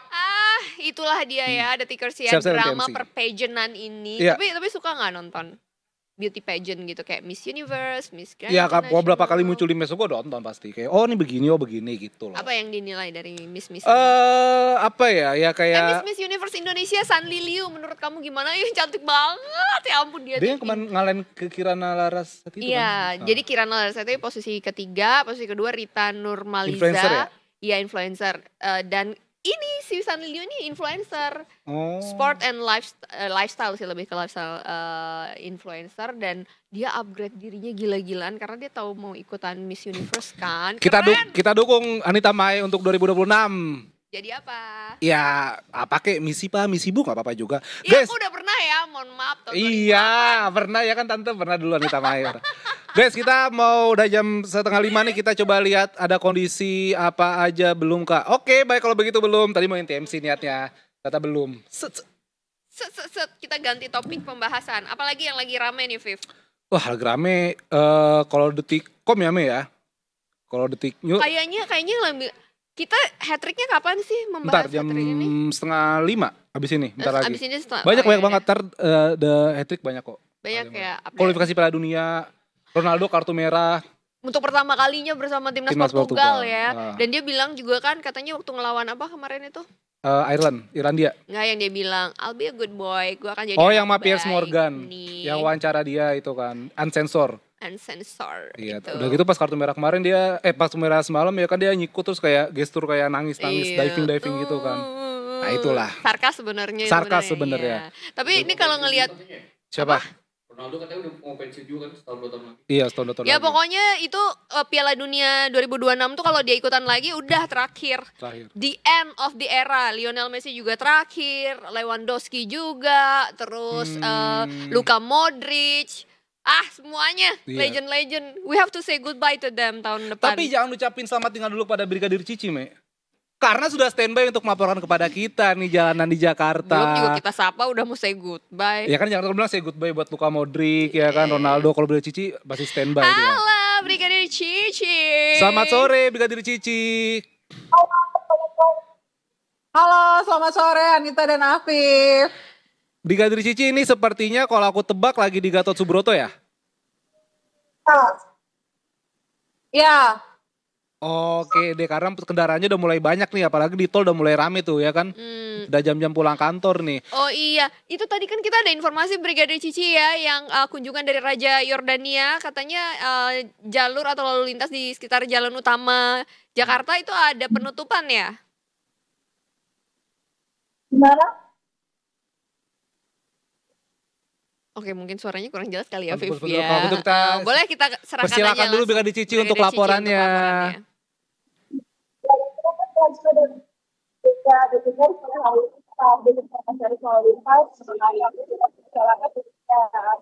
Masih jam pelan-pelan dan saya itu kan sempat di sekitar kawasan Haryono mencari lalu lintas terpantau dalam keadaan ramai dan macet. Itu kita kan jalur akhir sudah jalur tol dan kita dapat melihat sendiri bahwa kendaraan yang melintas dari arah Halim ataupun dari arah Cawang yang nantinya akan lurus menuju ke arah Kuningan juga ke arah Semanggi, baik yang menggunakan jalur arteri terutama sudah mulai didominasi kendaraan-kendaraan pribadi juga kendaraan umum. Itu pun juga untuk yang menggunakan jalur arteri, jalur tol masih kami dari arah Cawang ataupun dari arah Halim yang nantinya akan menuju ke arah Senayan maupun ke arah Suku juga sudah saat ini didominasi oleh kendaraan-kendaraan pribadi, kendaraan besar maupun kendaraan kecil. Untuk itu kami menghimbau bagi para pengendara yang melintasi kawasan ini, terutama yang akan mengarah menggunakan jalur arteri untuk selalu menjaga batas laju kecepatan kendaraan Anda. Antisipasi kendaraan-kendaraan yang keluar masuk pada seputaran kawasan MC Haryono, dikarenakan memang kawasan ini didominasi oleh pusat perkantoran. Dan untuk kendaraan yang melintas dari arah sebaliknya sekitar dari arah Kuningan ataupun dari arah Sisi, juga dari arah Grogol dan arah Kemang yang nantinya akan lurus menuju ke arah Cawang ataupun ke arah Pancoran juga hingga saat ini terpantau dalam keadaan ramai dan lancar.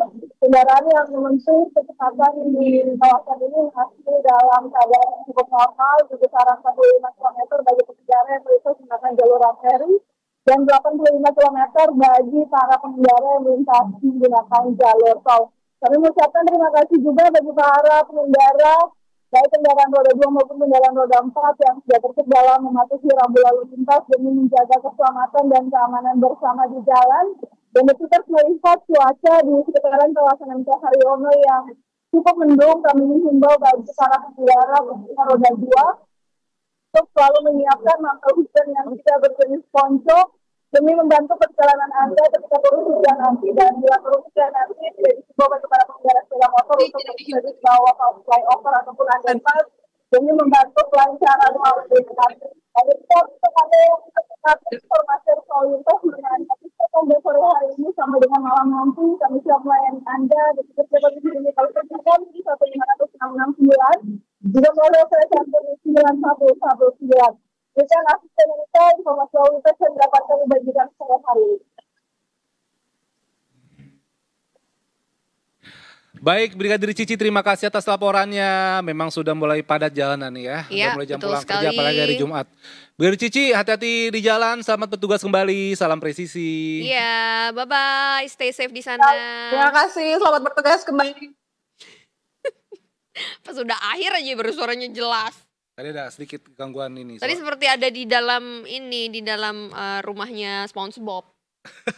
Jadi suaranya agak bergema. Aduh, kalau ngomongin SpongeBob jadi inget Patrick. Kalau inget Patrick, inget Kluivert. Nah, Detikers, abis ini kita bakal ngomongin soal The hat-trick. Abis ini kita beranda hat-trick. Ngomongin soal Puskas Award tuh sama calon pelatih timnas Indonesia. Apakah Yes. angin berembus ke timur? Who Apakah knows? ke barat, timur ke barat, Selatan ke kulon, ya utara. kan? Jangan kemana-mana, tetap di Detik Sore. Enggak cuma ore-ore.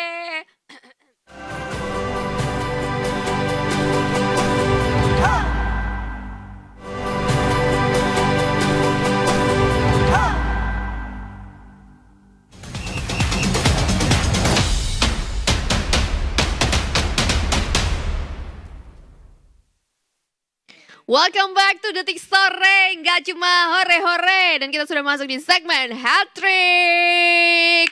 Woo! Yeay. Nggak ada ininya ya? Nggak ada tagline-nya ya? Bolamu juga bolaku.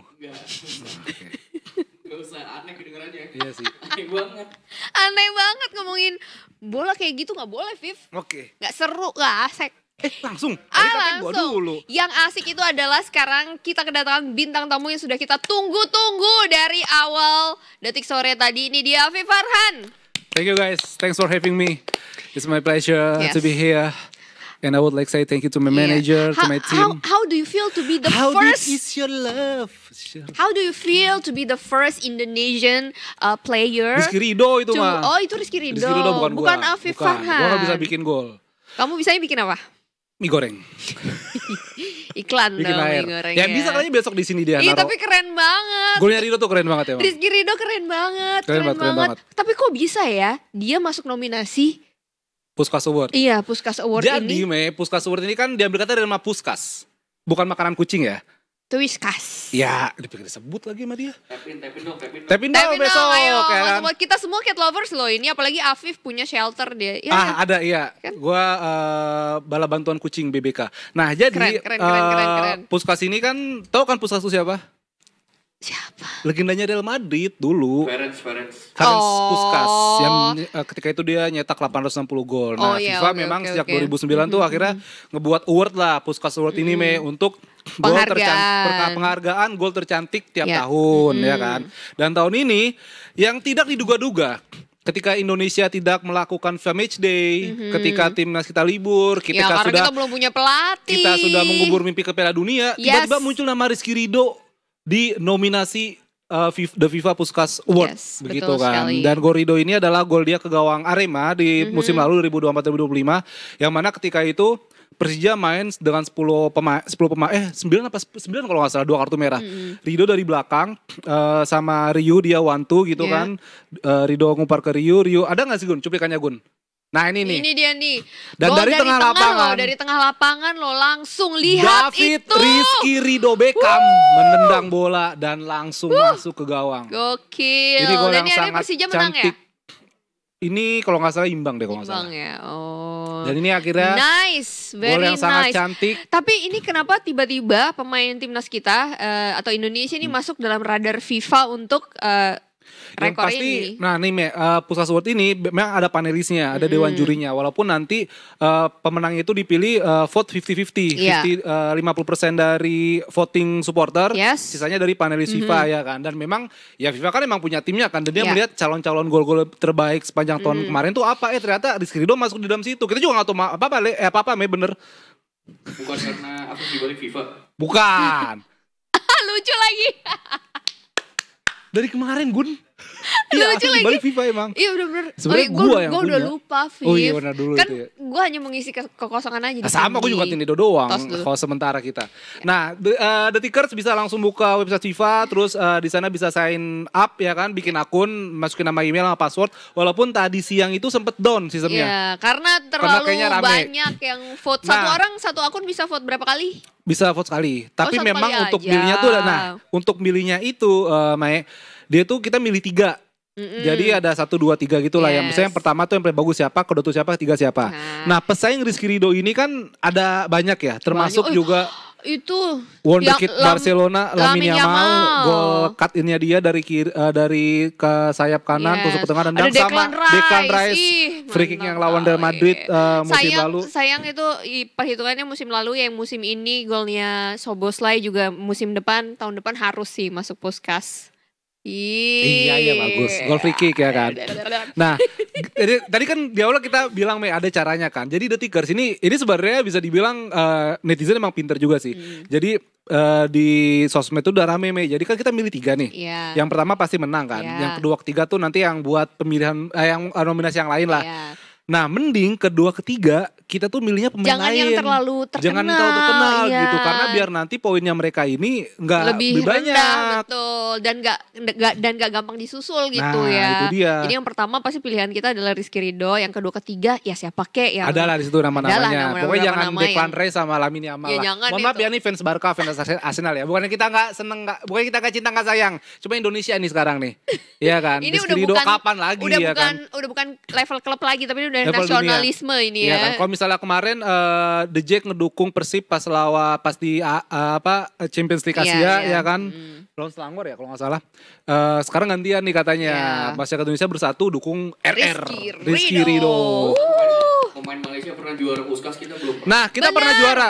Nah, itu Enggak, kita Malaysia pernah. Malaysia pernah juara ya benar. Juara, hebat ya bisa Muhammad juara. Faiz Subri itu 2016. Tahun 2016. Yang ya, dia lama free kick banget. yang gitu loh, yang tek itu Yang faktor belok angin ya? juga yang belok angin Iya, ya. iya. Ih, lihat golnya Luis Diaz gak? Oh yang dari kiri banget itu ya.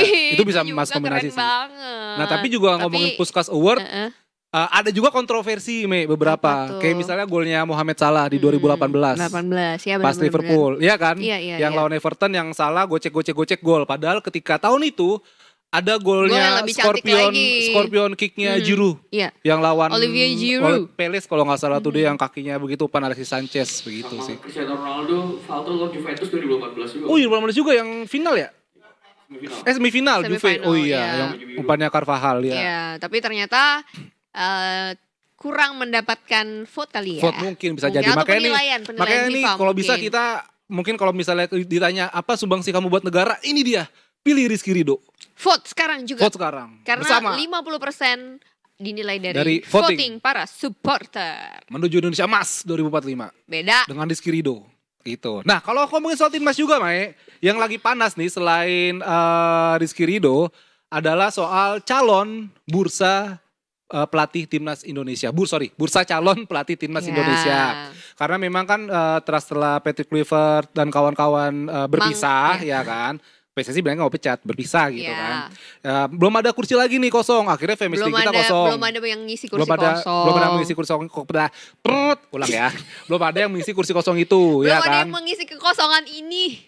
Nah, WhatsApp di sini nih. Nah ini seperti ini kan, sejauh ini baru ada 2 nama yang panas nih, Mai. Ya. Yaitu Timur Kapadze, dia ex pelatih Uzbekistan, sama satu lagi adalah Bojan Hodak. Oh, Boyan Hoda kan dari Thank you, Bun. dari Persib udah bilang statement Nah, enggak. tetapi Boyan Bojan, Hodak udah enggak, Bojan Hodak guys. masih menghormati kontrak dengan Persib dan juga Persib juga bilang belum ada kontak dari Exco. Ya. Tetapi untuk Timur Kapadze ini menarik karena ada beberapa kabar katanya si Exco tuh udah ngubungin. udah menghubungi, Udah ada kontak lah ya. Udah Tipis-tipis sudah ada kontak. Tapi katanya PSSI sebenarnya sudah punya 5 nama kandidat ya, masih Viv, katanya, ya. ya kan kayak Australia. Ya, masih Australia negeriku. Katanya. Nah, itu dia. Jadi memang masih Turut lagi. masih katanya semua. Tapi memang Timur Kapadze. Nah, ini Timur Kapadze ini sebenarnya ada kasus yang menarik ya. Timur ini ngebawa Uzbekistan lolos Piala Dunia. Betul. Iya kan? Wah, pertama kali dalam sejarah Iya. tuh.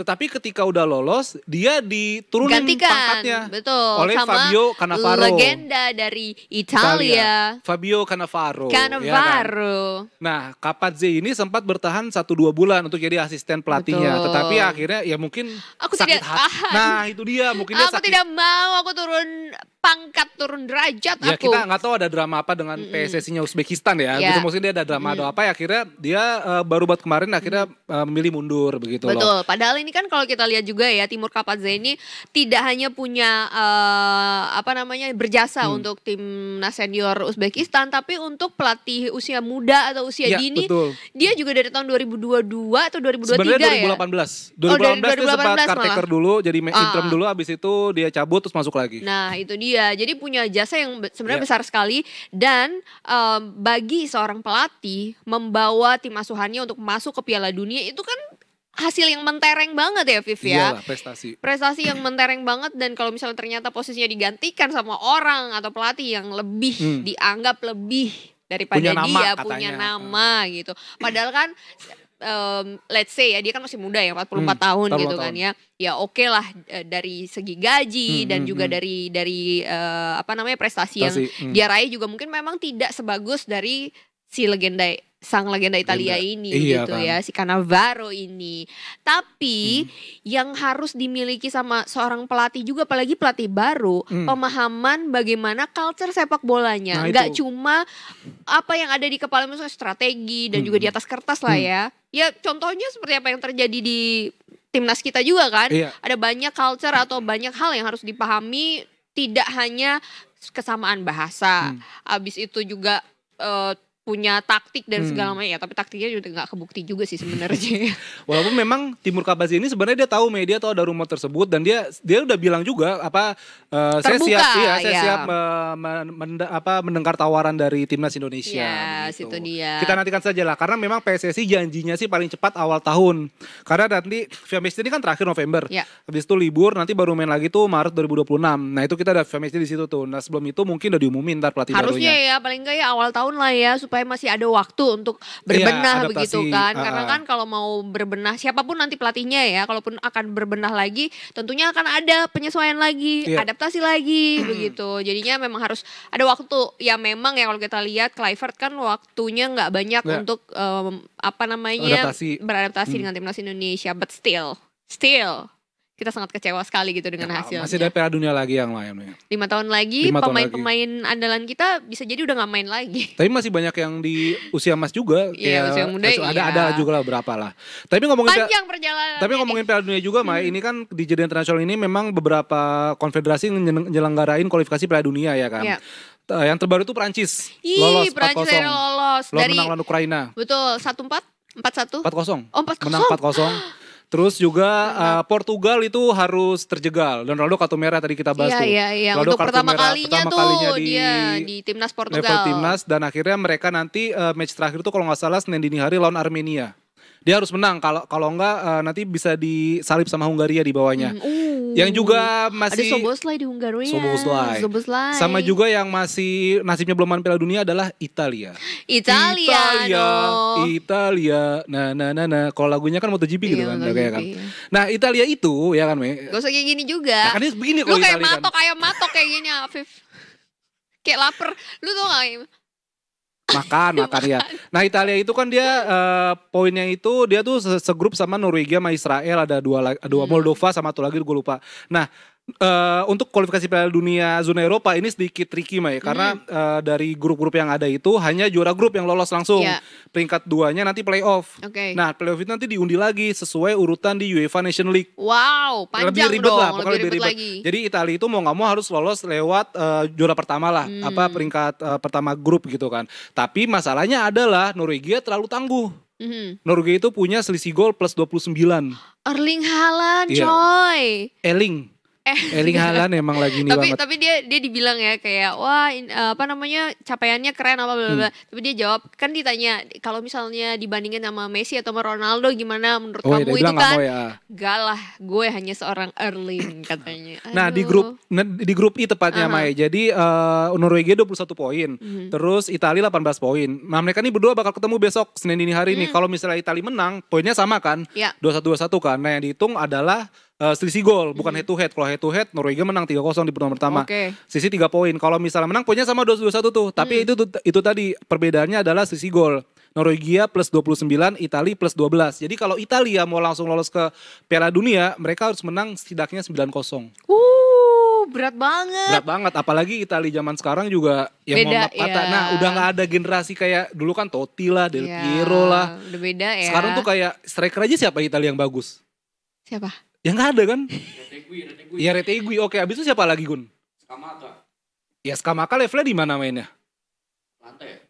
Apa bulonya? Ya maksudnya nggak gimana banget gitu loh, Gun. Jadi memang Nggak kayak di top tier seperti ada liga ya. generasi yang hilang sih Iya, di iya, Italia iya, ini iya. sih gitu. Oke. Dan ya pokoknya jeda internasional masih berlangsung sampai akhir pekan depan. Habis Iya. itu baru liga-liga main lagi. Ada Derby London, Arsenal Tottenham.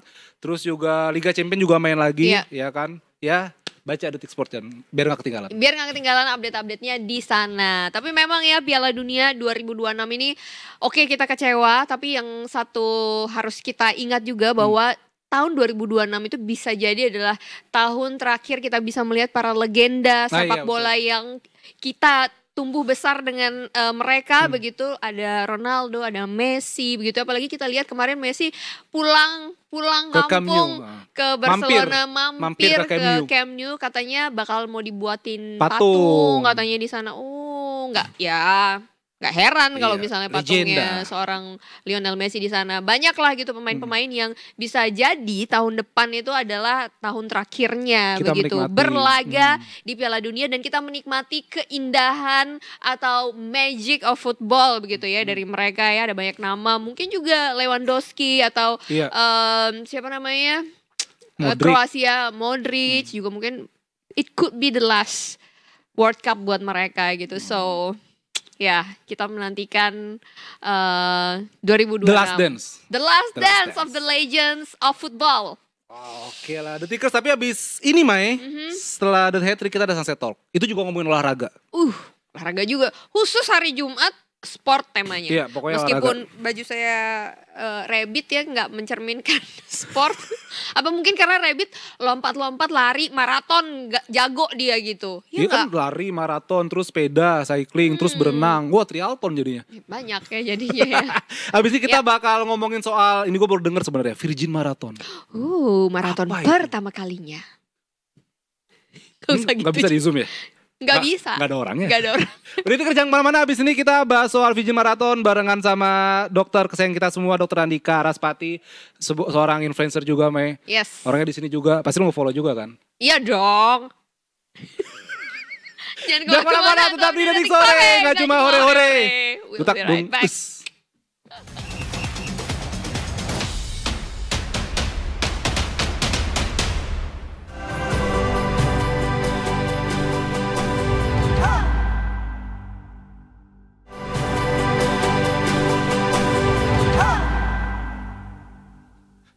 Welcome back to Detik Sore. Gak cuma hore-hore. Afif, Ya. kamu jangan maraton di sini. Cukup, jangan lanjut. Cukup dia bensin. Beta buka Langsung gudang, disautin. benar aja hilang. Baik lagi di Detik Sore, Detikers, Nggak nggak cuma cuma hore-hore. Sesuai janji kita tadi. Iya, kita mau membahas sesuatu yang virgin.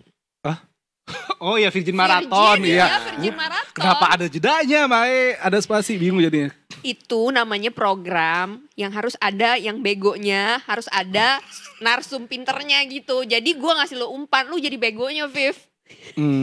Oke, try. How to feel this? Oke. Nah, nanti kita nggak cuma berdua Bukan doang. aku yang Nggak bilang. apa-apa ya, kita nggak cuma berdua doang. Kita sudah kedatangan dokter kesayangan kita semua, Dokter Yeay. Andika Raspati, SPKO. Halo, Selamat sore, Dok. Selamat sore, Welcome Mas back. Afif dan Mbak Mai. Halo semuanya. Ih. The Tickers. The Oh, kan Tickers. The The Tickers. Tickers. Betul. The Tickers. Ini kali kedua Dokter Andika datang ke sini. Oh, Betul. pantesan, Kemarin udah saya sangat- kemarin bantu beres-beres di belakang itu. Iya. Udah turun kan, Dok? Udah, alhamdulillah cair. Iya, Oh, iya. udah cair ya? Udah cair, Kok udah aku cair. belum? Waduh, tolong jangan depan kamera. Tolong jangan curhat juga. Kan bisa dengan baik-baik Gak usah dibahas. semua host curhat, Mae. Iya. Nggak, orang Saya nggak orang perlu luar tahu. tidak perlu tahu. Kenapa jadi tahu orang luar jadi tahu? Gak apa-apa, Oh, iya, oke. biar semua orang tahu ya. Enggak, semua Oke, orang tahu. Apa? Gue mau menyelamatkan diri gue dulu nih. Selamatkan dirimu. Selamatkan. Yang harus semua orang Ya, ngerti yang banget. harus semua orang tahu adalah yang namanya Virgin Marathon atau maraton pertama kalinya itu nggak boleh sembarangan, guys. Kalau kalian belum pernah maraton, harus ada hal-hal yang kalian tahu dulu. Ya. Apa itu? Ini dia. Apa? Gue dilempar gitu gue ngomong apa gue? Iya kan belum. Oh, gua kira mau ke gua dulu tadi. Oh iya Oh, ya, Kak Afif. makanya. Apa, Afif? Nah, maraton ini menurut gua adalah emang... Bukan lo, narsumnya Oh ini. iya. Langsung aja, Dok. Cuman ngelempar doang. Wall pass namanya wall pass. Wall pass.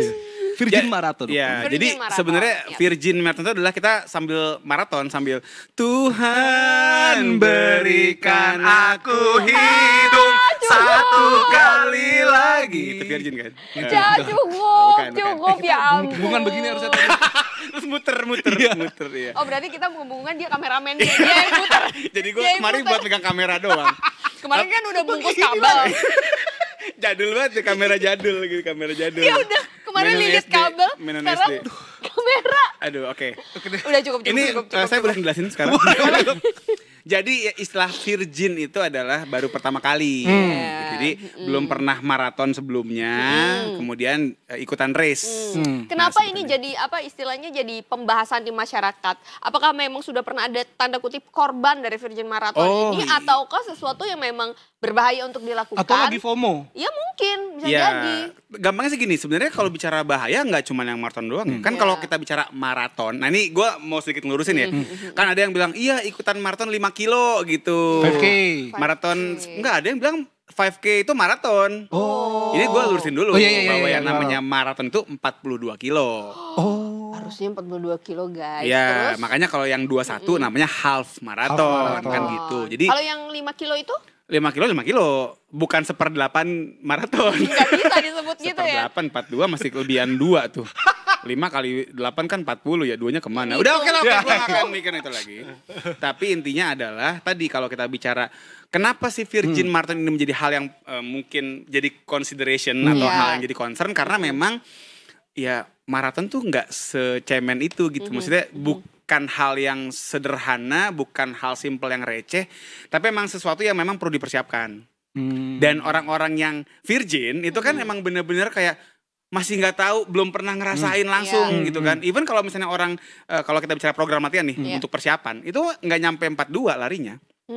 Jadi biasanya kalau misalnya orang itu dia lari 42 kilo untuk maraton, itu dia persiapannya cukup di 32, 30, 35. Kenapa, Kenapa, Dok? Karena 42 terlalu jauh Oh. untuk dijadikan latihan. Untuk gitu. dijadikan Iya. latihan. Kecuali kalau emang orang-orang yang udah ikutan ultra maraton, ada lagi tuh yang sampai 70, 100. Sekaliannya ikut triathlon tuh ya. 300 kilo. Oh iya, ultra tuh bisa bahkan Lebih orang-orang banyak, yang ultra tuh lebih bisa tidur sambil lari. Lari, David Goggins Gimana gitu-gitu kan. ceritanya dia kenal. tidur sambil lari? Gak ngerti, gue juga bangun-bangun udah di garis finish gitu, enak banget kayaknya. Bisa gitu ya. Gitu. Kok bisa gitu? Nggak- Oke, nggak- oke. Ini Virgin Marathon ini artinya orang yang belum pernah ikutan baik itu 5K, mau half marathon ataupun marathon. Enggak. Artinya dia udah lari, mungkin 5K, 10K udah, tapi belum pernah maraton, belum pernah 42. Maratonnya ini. Maratonnya. Jadi kalau misalnya dia belum pernah 10K tapi dia ikutan abis itu dia ikutan 10K, dia virgin 10K. Oh, I see. Kalau misalnya dia belum pernah HM dan akhirnya dia ikutan race, dia virgin HM. Iya, ngerti, Nah, ini ngerti, virgin ngerti. FM gitu. Si Oh, maratonnya, full maraton. Full Full maraton. maratonnya. Oke, ini kan memang akhirnya ramai begitu di masyarakat ya. Mungkin boleh kalau tadi sudah diluruskan sama Dokter Andika, mungkin sekarang boleh dikasih masukan atau tips, trik apa aja sebenarnya yang harus dipersiapkan untuk orang-orang yang pertama kali ikutan maraton. Oke, jadi intinya memang ada perbedaan besar nih antara orang yang virgin sama nggak virgin. Kalau yang nggak virgin itu biasanya memang karena pengaruh pergaulan ya. Oh enggak, sorry. Tuhan. Enggak, bukan itu. Sorry. Jadi intinya memang kalau orang yang sudah nggak virgin alias sudah udah Pernah lari. berkali-kali gitu. Itu kan emang dia bisa dibilang udah tahu, Iya. kayak gini 42. Jadi gua mungkin nanti di kilometer 30 gua akan seperti ini, di kilometer 35 gua akan seperti itu dan sebagainya. Sebenarnya orang yang emang kita sebagai virgin yang pertama kali, kita belum punya experience itu. Even di latihan pun kita nggak nyampe segitu kan. Jadi kalau saran saya adalah, kalau saya sih nggak mau terlalu muluk-muluk. Gitu kalau bisa dibilang bukan yang, kalau gue pribadi nggak yang kayak gue harus finish sekian gitu, nggak. Kayak kemarin nih gitu, gue alhamdulillah finish karena gue ya udah, gue cuma mau menikmati. Kan gue kayak di New York ya larinya. Gue New York Big Apple. Big Apple itu yang kayak tempat mana orang mencari kehidupan yang layak. I see. Cocok kalian berdua ya. Intinya gue kayak lebih karena ingin menikmati, oh gini toh yang namanya kota New York. Iya, ada Spider-Man lewat gitu. Ada. Nggak ada sih, agak dilebih-lebihin aja. Ya, oke. Tapi intinya gue ngelihat kayak ini gue jalan-jalan. Iya, I see. Mindsetnya. Gue jalan-jalan menikmati New York dengan ciringnya. Jadi kan kalau di New York itu yang bisa dibilang one of the best itu adalah ciring warganya. Jadi tuh sepanjang jalan tuh ada warga yang bikin panggung, ngehibur kita pakai band. Oh, Son Horek. Ada sih, ada. Versi sana ya. Sana. Ada Thomas Alva Edison. Dengan ngantuk-ngantuk gitu, ada orang yang enggak ada. Ini juga berlebihan. Tapi intinya kayak ada barongsai. Tiba-tiba kita ngeliat ada orang-orang Jepang yang pakai beduk itu tuh kan. Oh Iya, iya. iya. Karena New York itu kan multicultural banget Iya. gitu kan. Jadi kayak bener-bener kita tuh di sana tuh kayak nggak berasa gitu. Dan gue tipikal yang kayak begitu gue capek lari gue jalan gitu. Dan bahkan ada beberapa titik di mana ada cheering seru, gue berhenti, gue joget-joget dulu Ikutan gitu. hype di sana naruh gitu CV. ya. Enggak sih, bukan mau join gue. Bukan mau join, jadi lebih ke arah kompak banget nih ngobrolnya. Jadi lebih ke arah kayak Traveling sih kayak Oh gitu. iya, kayak ini kemarin ini ini. kayak bisa dilihat nih. Ini nyemangatin tim medis karena Iya. gue tahu mereka juga capek. Oh ada tim medis juga yang standby di situ ya. ada gitu. Ini berapa Wow, dokter itu kemarin ada berapa difabel juga berapa ya, jam dok, dok? ya? Gue 6 jam, 6 jam 1 menit. Ada waktu batas waktunya nggak sih? 7. Dia bikin 7. Nah di New York ini memang tadi tuh ada Oh, itu ibu iya. PKK. Ibu PKK, lagi ya main drum. ampun. Ya. Oh, Surya itu. Terus nih gue joget-joget Ikutan juga sama joget, warga-warga sama ibu-ibu seru sono banget, gitu. Jadi ya emang gue ampun. nggak sama sekali nggak yang fokus harus Lari. Iya, sekian iya. jam. Enggak, yang penting gue nikmatin aja. Dan itu yang membuat gue akhirnya menikmati sekali. Oke. So dok berarti di maraton itu nggak selamanya itu kita lari terus gitu. Enggak. Maksudnya orang kan mungkin mikir wah per 2 kilo gue harus Nah, lari itu. gitu. Jadi- Orang jadi mikir tapi gue liat orang maraton kok udah jalan. Wah ini pasti kalah nih. Kan ada yang kayak begitu kan mungkin ada Kan yang. bukan kalah menang kan? Iya mungkin maksudnya gini kalau Finish atau enggak nah, gitu jadi kan. gini, kalau kita bicara maraton itu tantangannya kecuali kalau emang pelari-pelari yang serius banget yang kayak pelari elit atau emang pelari-pelari Kenya tuh, Iya. itu emang dia kan ngejarnya podium.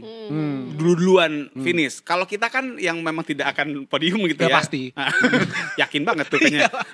Pesimisme tingkat tinggi sekali.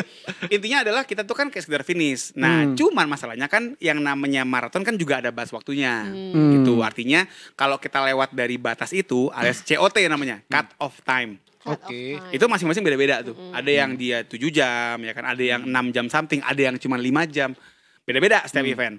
Nah, lawan kita tanda kutip ya diri kita dan itu.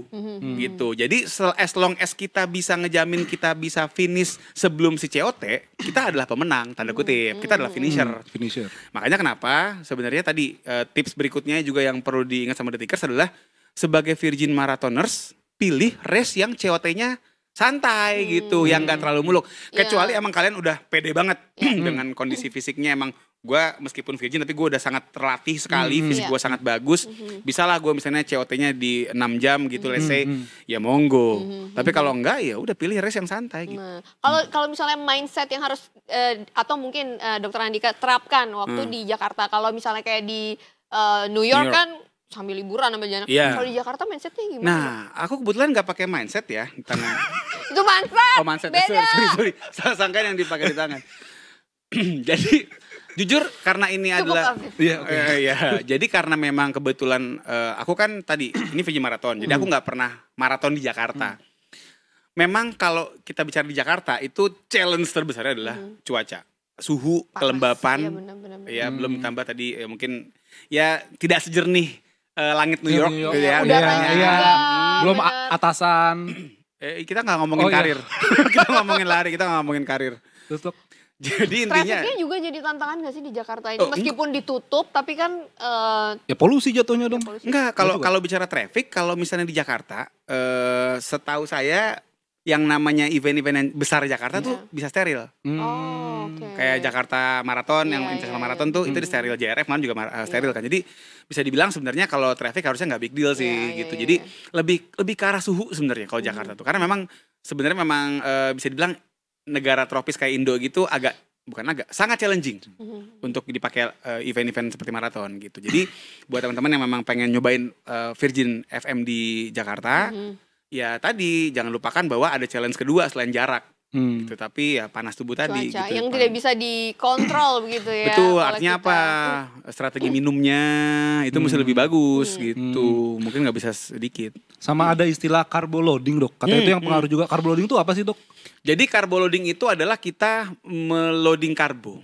Oh, menjawab sekali. Cuma dibalik aja ya, carbo Menjawab loading. sekali. Loading karbo. Menjawab. Carbo loading, betul. Enggak, jadi gini. Lari itu kan olahraga yang cukup high intensity. Jadi di saat kita berlari atau kita pokoknya olahraga yang sifatnya agak effort gitu, kita membakar banyak sekali karbohidrat. Dan karbo itu masalahnya adalah dia punya supply itu nggak banyak gitu, terbatas kalau nggak di loading. Kalau nggak Cepet ditambah habis gitu ya. ya. Makanya kenapa kita nabung dulu nih, nabung karbohidrat supaya pas lagi hari H itu dibakar-bakarin segitu panjang nggak habis gitu di tengah jalan. Nabung itu berarti makan yang banyak gitu dok. Misalnya Padang, tunjang, ayam pop gitu-gitu. Agak ini ya, nggak sehat ya. Ekstrim ya itu ya. Agak nggak sehat ya Soalnya di pikiran pilihannya. gua kayak makan yang banyak tuh berarti makan banyak. Gini, jadi carb loading itu sendiri pun bukan cuma sekedar ngabisin beras doang gitu ya. Iya kan? Tapi lebih ke arah ada hitungannya. Jadi Ada hitungan ada hitungannya, kalorinya. hitungan karbohidratnya. Mhm. Jadi karbohidrat kita biasa kalau bicara dari angka matematiknya nih, itu kita kejar 8 sampai bahkan 10 gram per kilogram berat badan per hari.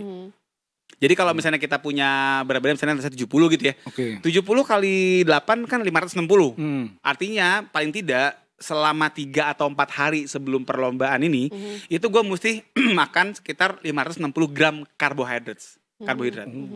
Tapi karbohidrat yang kita konsumsi, kayak misalnya kalau kayak Afif bilang tuh nasi padang segala macam itu kan terlalu berat Iya. kayaknya di perut ya dok ya kan Iya. pasti ada jarak jeda antara kita habis makan sama ketika mau start Iya. lari Gini, kan. jadi carb loading itu kan sebenarnya kan berhari-hari sebelum. Oh, gitu. nggak cuma 1 hari bukan sebelumnya. hari Enggak, Itu itu sistem kebut semalam namanya. itu sarapan namanya, ya kan? Atau juga emang bisa tersimpan terstory gitu? ya di otot, di liver itu dinyimpen gitu. I Jadi see. bahkan ada tuh banyak pelari-pelari gitu kan kayak, yuk kita carb loading yuk guys gitu kan, carb loading H-1 kita makan banyak ya, itu lebih ke arah syukuran sebenarnya. Oh iya. Karena carb loading bukan H-1, Iya. carb loading itu ya tadi 3-4 hari gitu kan. Jadi memang bisa dibilang ya kita plan banget tuh, dan jujur bahkan pas hari H itu gue makan gak banyak sebenarnya. Karena jamnya nanggung. Gue start itu jam 11. Itu sarapan udah lewat, makan siang belum kan? Brunch, Iya, Brunch ya sih, tapi ya di sana pun juga pas gue udah kesana, gue kan datang dari jadi kita tuh udah pas di New York itu kita start di Staten Island, itu kita naik ferry, bukan naik ferry, kalau mau keluar mesti pakai ferry. Oke. Nah jadi kita datang dari pagi supaya nggak perlu naik ferry, datang dari pagi, udah tuh dari jam berapa ya? Gue nyampe di sana jam 7-an sampai jam 11 itu gue kayak nungguin start gitu, dan ya nggak ada nasi kan di sono ya. Iya juga susah. Nggak ada nasi, gue nyari tukang warteg mana nih kagak ada. Nasi uduk Kang juga somai susah. juga nggak Nasi ada kuning nih, juga lagi nggak lewat ada nggak ada gitu. ya. Makan ini nggak energi bar gitu? Nah itu akhirnya gue makan. Oh. Jadi menjelang start gue lebih fokus sama ya energi bar, Iya. terus pisang gitu aja yang nggak mau cerna. Kalau ini, sorry dok, kita potong. Ini apa ini dok? Iya nih kayak ke dokter lagi Ini marah-marah. kan nggak ada soundnya ya, ini kan nggak ada soundnya nih ya kan. Kayaknya gue lagi ngomel-ngomel gitu sama kaca gitu kan. Enggak, Iya itu gua tulisannya tapi ada captionnya. Self-talk, Self self-talk. talk. Itu- Self-talk apa lagi. Itu tuh? untuk meyakinkan diri gue bahwa gue bisa. Oh, afirmasi. Afirmasi ke karena diri sendiri. tadi gini ya, ini gue sedikit menceritakan kisah gue ya. Iya, boleh dong, boleh Agak dong. mundur dikit nih. Boleh. Ya. Lampu sorot tadi. Wih. Mati lagi. Musik sedih dong, musik sedih. Trutung. Enggak, itu enggak sedih. Iya. Jadi Bisa. gue Oh, itu bisa tuh kata oh gue. tuh ada soundnya. Sama lo. Nah tuh pas gue lagi self talk tuh. Lo melakukan ini bukan buat orang lain, Satu. bukan buat dibilang Ting ning kencang, ning ning bukan buat ning. dibilang keren, tapi lo mau tahu Ting ning ning 42 ning ning kilometer ning. itu sejauh mana. Oh itu ya, background, Mas- background sedihnya. Buku pelajaran kelas 5 di mana ya? Target, Kenapa jadi sekolah? nikmatin sebagai version. Bisa nih. Nah itu afirmasi diri bahwa Oke. kenapa gue sampai butuh segitunya afirmasi? Karena gue hampir nggak berangkat. Bukan Karena sorry, nggak berangkat nggak ada itu ongkos. Nggak ada ongkos. Nggak bukan nggak ada ongkos. Jangan buka donasi lagi buat berangkat. ya. koin untuk dokter Dika. Enggak, gue lebih ke arah nggak yakin gue bisa finish. Tapi prepare udah lengkap semuanya. Jadi gini, gue prepare itu kurang lebih sekitar 5 bulanan something. Oh, lama Sebenarnya banget. lama, cuman masalahnya adalah smoothnya itu cuman di kurang lebih sekitar 3 bulan, 4 bulan, 3 bulan bahkan mungkin 3 bulan awal. 2 bulan menjelang start itu karena schedule gue ya ini nggak tahu alhamdulillah pas astagfirullah jadinya ya. Ini banget kacau jadwal Padat gue. banget. Padat banget. Kacau sekali. Jadi gue kan kita dapat coach tuh dikasih ada coach lah yang ngasih program gitu.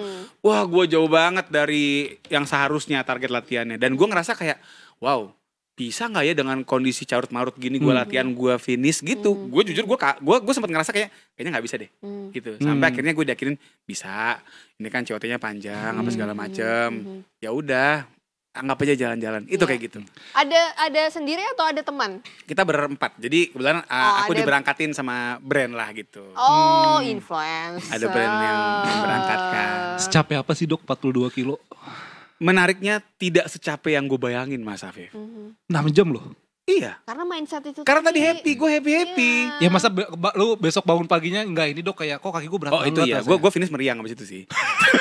Tapi maksud gue meriangnya meriang happy, tau gak sih lo meriang happy? Aku seneng banget. Aduh, aku seneng banget. Aku cinta New York. Oke, kesurupan ya. Enggak ya, karena yang namanya inflamasi kan ya tubuh ya. Meriang-meriang lucu aja gitu. Terus Enggak gitu, Alvin. gitu. Jadi lebih ke arah apa sih ya abis itu besoknya abis meriang hilang ada lah pegel-pegelnya jalannya pincang. Tapi maksud gue masih Gak dalam apa-apa batas yang sangat amat normal kayak orang abis leg day aja gimana sih kalau abis gym. Enggak yang kan gue ngebayangin kayaknya gue abis finish gue mati dah. Bener-bener yang kayak kayaknya bakal sampai gue mungkin merayap di pala gue nih ya. Gue bakal merayap gitu ditolong sama tim medis. Rupanya enggak.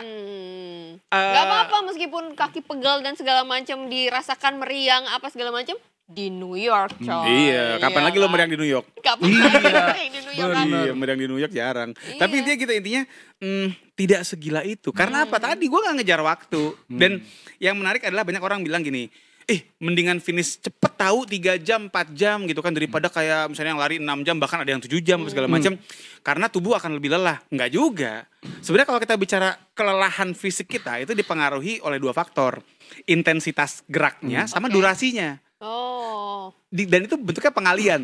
Gampangnya gini, kalau lu berlari mengejar si FM itu atau maraton dengan ngejar 3 jam, tapi itu harus membuat lu mengeluarkan effort dengan nilai 10, maka lu mengerahkan kemampuan lu 3 kali 10, 3 jam kali 10 gitu, 30. Tapi kalau gue berlari 6 jam tapi effort gue 4 karena gue joget-joget di jalan, gue lihat-lihat, 6 kali 4 cuma 24. Jadi meskipun 6 jam, tapi 6 jam itu gue jalani dengan sukacita dan tidak mempush banget. Ya tadi akhirnya gue setelah gue finish pun gue masih jadi gini, di New York itu setelah finish kita masih harus jalan 2 kilo ke titik kumpul.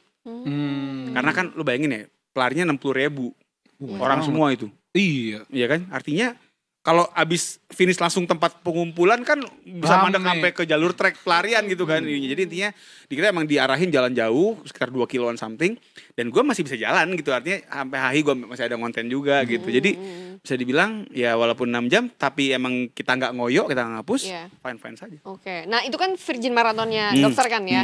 Nah nextnya kalau misalnya mau ikutan maraton lagi, apakah dokter akan memilih yang 6 kali 4 24 itu atau mau mencoba men-challenge diri lebih lagi? Oke, honestly gue pribadi so far gue sudah cukup happy dengan apa yang gue kerjakan kemarin. Artinya gue merasakan itu adalah pengalaman yang sangat menyenangkan dan gue mau FM lagi gitu ya. Dan seperti gue akan tetap dengan 4-nya gue, tanda kutip tadi. Tapi kan kalau gue latihannya bener, harusnya meskipun gue ngebut tetap 4, ngerti gak? Jadi kalau misalnya kemarin tuh kan gue bisa 6 jam 1 menit tuh kan artinya santai dan program latihannya kan amburadul. Nah kalau misalnya programnya tidak amburadul, seharusnya dengan tingkat kelelahan yang sama, gue bisa lebih ngebut.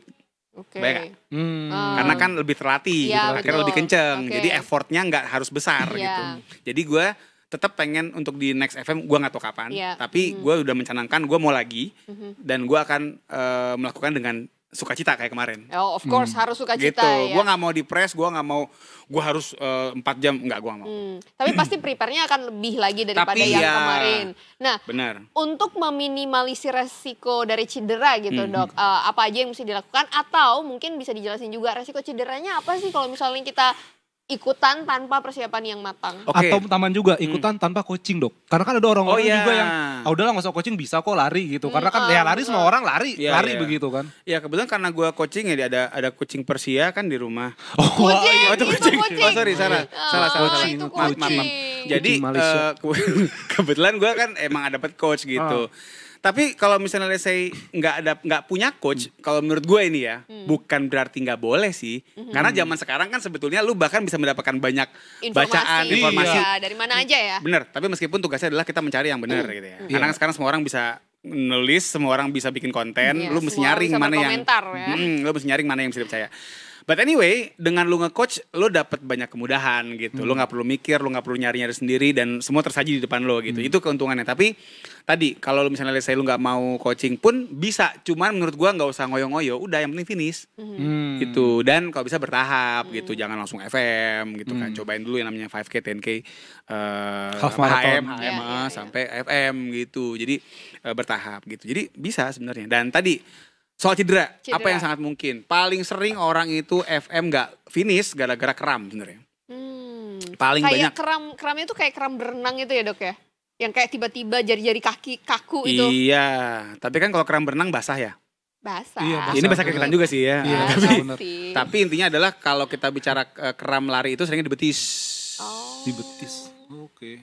Kemarin sebenarnya gue sempet agak kram tuh, gara-gara ketarik bule. Jadi maksudnya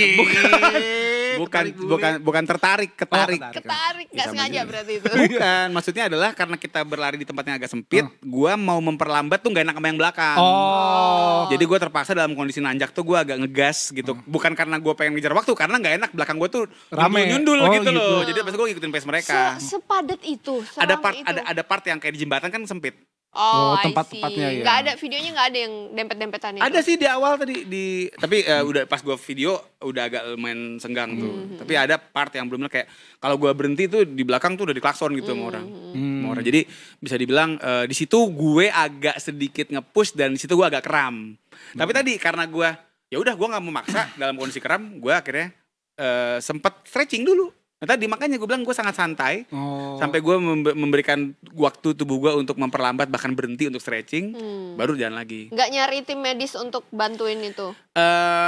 Untuk kram itu enggak. Nggak ya? Karena gue bisa nanganin sendiri. Iya, iya. Yalah dokter. Iya dokter makanya. Udah Tapi kalau yang tahu. kayak pemain bola dulu kan juga kan mungkin ini beda cuman kan sama-sama lari gitu ya. Tapi kan juga sampai yang ada disemprotin pakai spray begitu kan. Itu beda ya? Gini, gue pribadi nggak terlalu mengagungkan penggunaan yang seperti Spray, itu. ya. Even Karena di itu instan banget ya. instan dan in most cases sebenarnya lebih ke arah sugesti dan mendistract lu aja. Oh serius tuh. Tapi ada kok beberapa merek di supermarket ada kayak begitu. Kadang gua kalau pegel pakai itu kayak hilang pegel gua nih. Besok ganti sepatu bola langsung masuk lapangan kan. Ya, jadi Lapangan tembak lagi. aduh, lapangan pekerjaan. Duh, pengen banget bercanda tapi gimana? Ya udah oke. Jadi intinya yang namanya semprot-semprot dingin itu sebetulnya lebih ke arah dia itu mendistract lu dari rasa Sakit. pegel dan sakit itu. Karena kalau kita ngomongin lari, beda sama main bola kalau kebentur. Oh. Kalau kebentur kan memang ada memarnya dari luar. Si memar ini bisa dibantu ngurangi nyeri dengan kan itu semprotan ada kayak obat biusnya. Iya, dingin-dingin gitu juga. Dingin ada obat biusnya. Dia ada zat I biusnya. Hah? see. Ya namanya kan kloretil. Oh. Nah itu kan yang dipakai buat dokter gigi gitu harusnya biasanya. Nah itu emang ada. Tapi kalau ngomongin orang mau kram itu kan di dalam, ototnya otot yang dalam gitu. Dan begitu lo masukin itu si obatnya belum tuh nyampe ke ototnya. I see. Cuman lu otak lu ke distract gitu Karena dengan dinginnya sugesnya, itu. dengan baalnya itu atau kalau kan ada semprotan yang anget ya justru ya.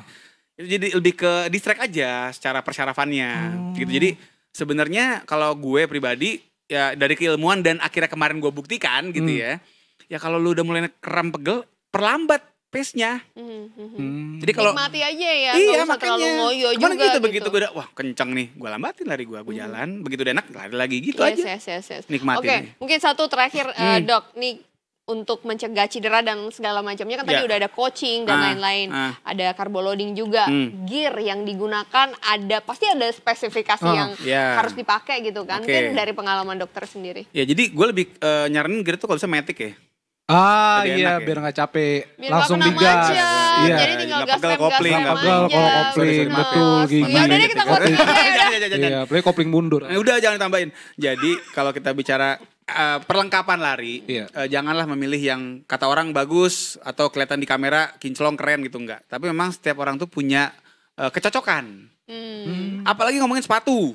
Ya kita kalau ngomongin gear kan banyak ya ujung Iya, paling iya, kaki. Tapi kita kalau ngomongin yang bener-bener ngaruh banget, Esensialnya esensial dan sepatu, mempengaruhi tadi benar. bahkan ngomongin cedera, itu sepatu termasuk. Gitu. Jadi jangan gunakan sepatu baru di race.